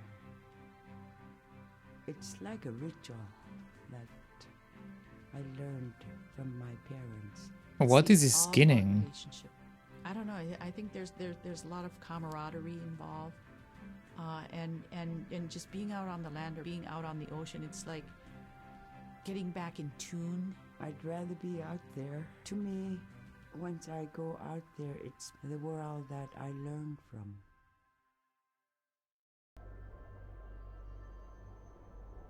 So I didn't really feel a lot of a subsistence lifestyle from this video, but I guess they basically showed us that most of their minimal lifestyle is essentially connected to living on the water, because you fish and that's it essentially, or you do like some hunting and that's it, and stuff like that. Okay. Everything is alive. Okay, so this is when we went inside the whale earlier.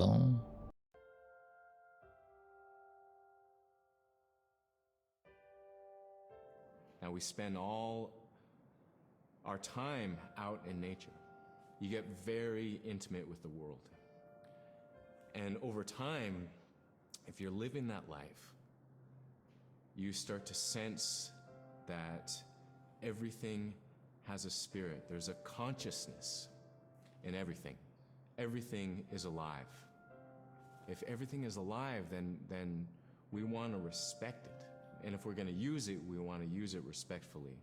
What I try to tell my nephews and nieces, you love to hunt, you have to take care of the animals that you catch, preparing the food and eating the food that you catch. Water provides you. The ice brings you life. It provides all those things that you need to be a part of your life. That was something I grew up with. I grew up respecting the animals. I grew up respecting the land. And that, to me, that is why we as Iñupiat, as an Iñupiat culture, as an Iñupiat people, is why we're so successful.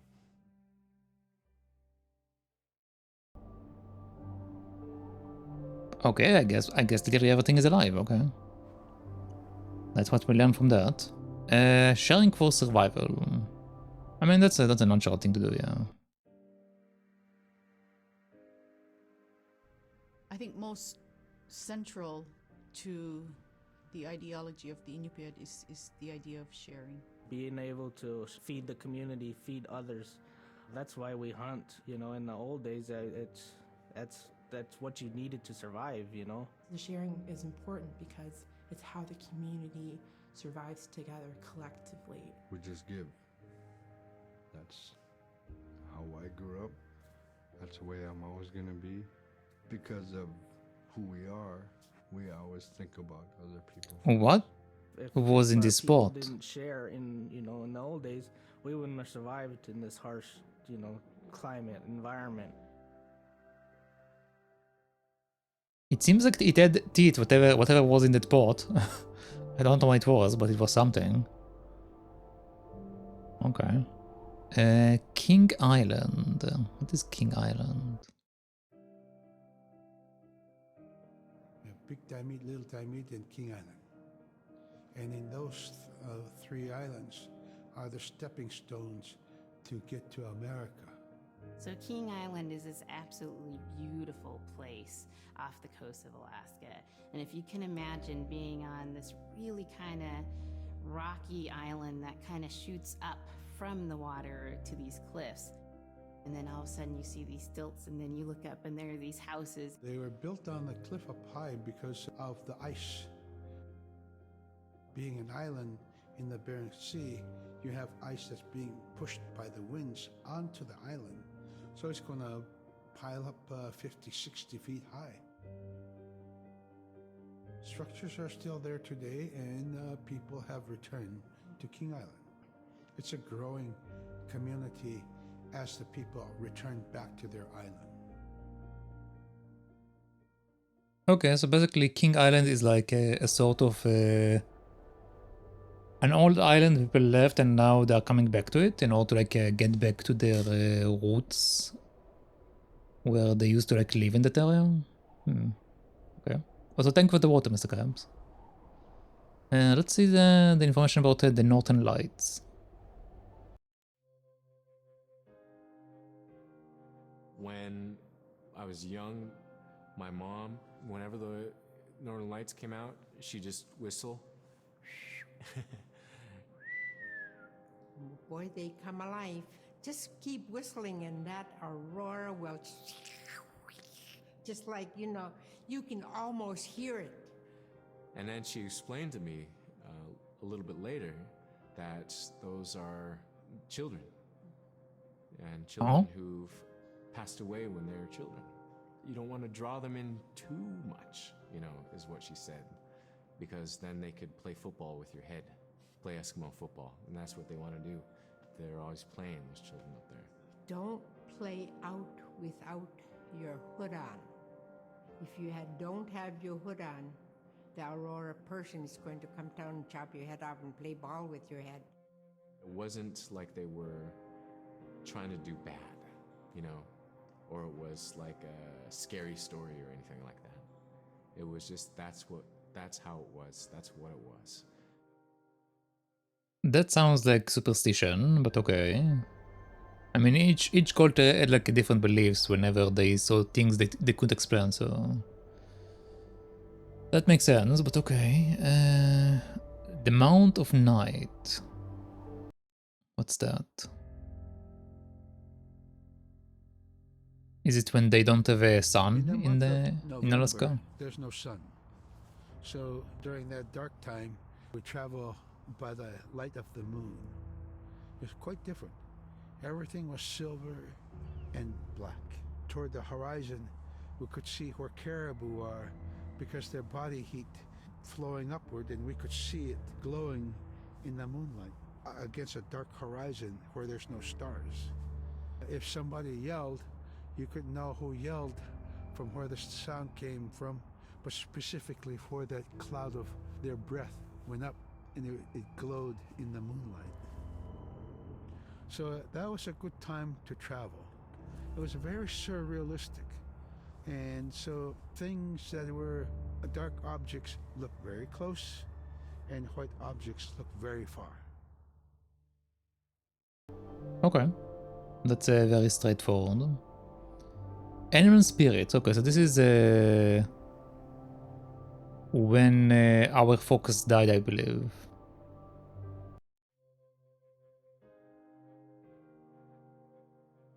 We are taught that there's no hierarchy. It's not everything else and then man, humans on top, and they're separate from everything. We're taught that everything is equal, and that all the animals have a human form or can be seen in a human form. And so they have just as much or more intelligence. In fact, have a lot to teach people. And so that's how these transformations can happen. It's if the animal wants you to see it in its human form. There's a story where a man comes up to an ice hole and then realizes there's another man in his parka that's got stuck in the net, you know, and is just stuck like that. Oh, can you let me out? Please help me, you know. And so then he lets the man out, but then realizes that was actually a seal. That was a seal man. And just because that seal wanted that help, that seal allowed itself to be seen in human form. So this is connected to one of the legends of the Selkie properly. Okay, interesting. And I guess the reason why we saw earlier that like the fox became a child is because basically after the fox died, it chose to show us his like human form. Okay. Rebirth and naming.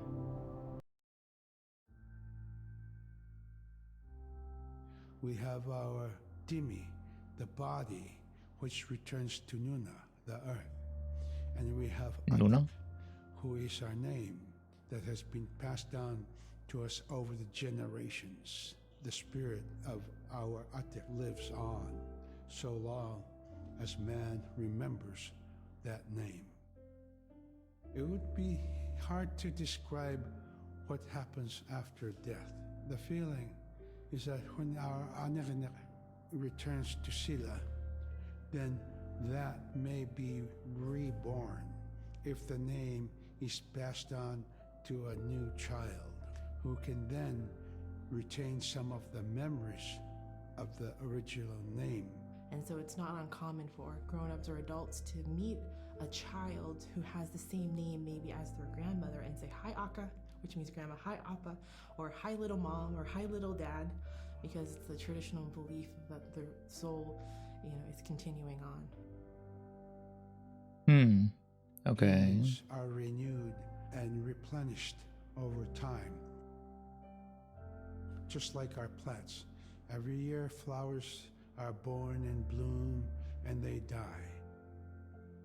Next year they are born again. Okay, so this talks about their belief in reincarnation, essentially. Like, eventually everyone, like, recycle again. Manslayer. Let's see what this is. The Manslayer. So a recurring type of character in Iñupiat stories is the manslayer. And the manslayer is kind of this bad guy. And I think really what's at risk when the manslayer comes into story is the livelihood of individuals and the whole community. And so the manslayer is really used as a way to say, don't act only for yourself. Always hold the community in your heart. Oftentimes in these stories, there is one person that will stand up.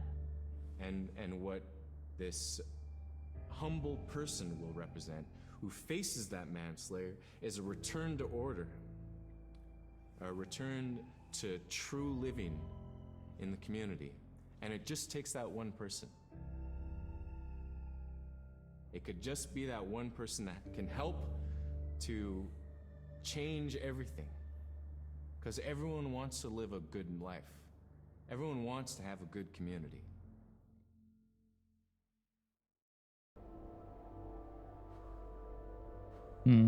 Okay.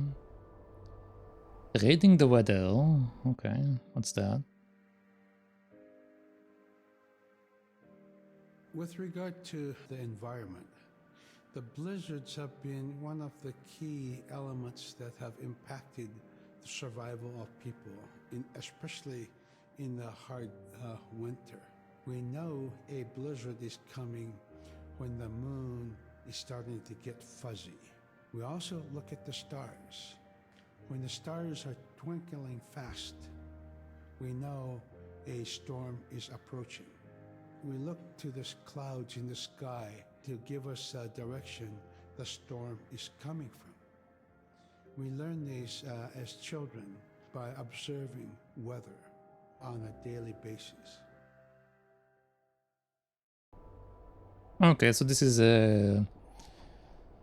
What usually also people like that ride boats and stuff usually pay attention to. Okay. Now we have this thing. Kunuku Sakuya. Sayuka. Kunuku Sayuka.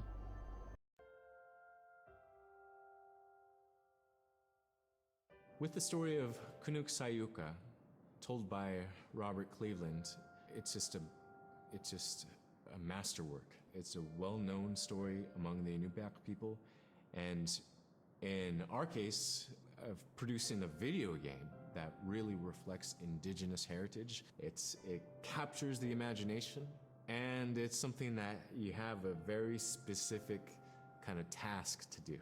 There's a blizzard, you know, and it is just a non-stop blizzard that is overpowering the people, and there's one man that wants to figure it out.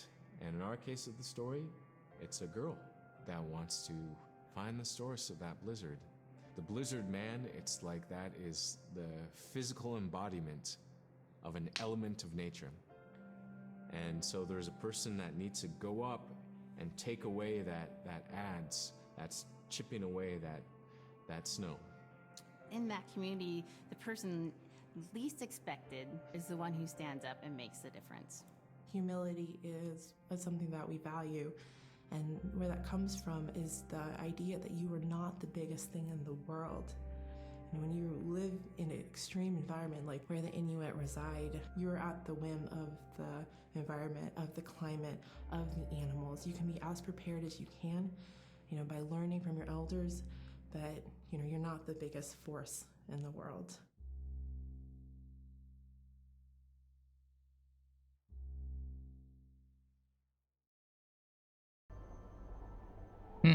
Okay. So that was all of the insights. Interesting.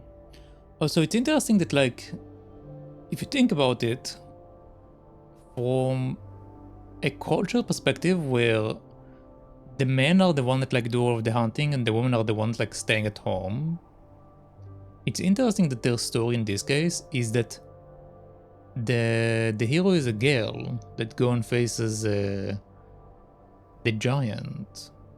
Huh. Interesting. I mean, I guess there is a story like that in each culture, but it's kind of weird that they chose to do it in this way. Maybe maybe they also have woman hunters in this culture. They didn't really tell us that they have woman hunters in their culture, so I actually don't know. But from what we have seen so far, like it looks like it's mostly like men go for hunting, and women are the ones like either make clothing or cook. At least from what they showed us. If they're going to make another game, I do wish they told us more about the role of each person and stuff. But yeah, it was a good game. It's basically a game that like comes to tell us about the Alaskan people. I think I don't know if they're called Alaskians, but basically the native people to Alaska. And I believe it told us quite a bit of it. There are definitely more stuff to tell, I believe. And they probably have like a bunch more stories to tell, but interesting. I enjoy it. It was a nice game. But with that, I guess we are done with it. I might play like one day like the DLC, but currently I'm not going to play it. So yeah. Anyway, that was Never Alone.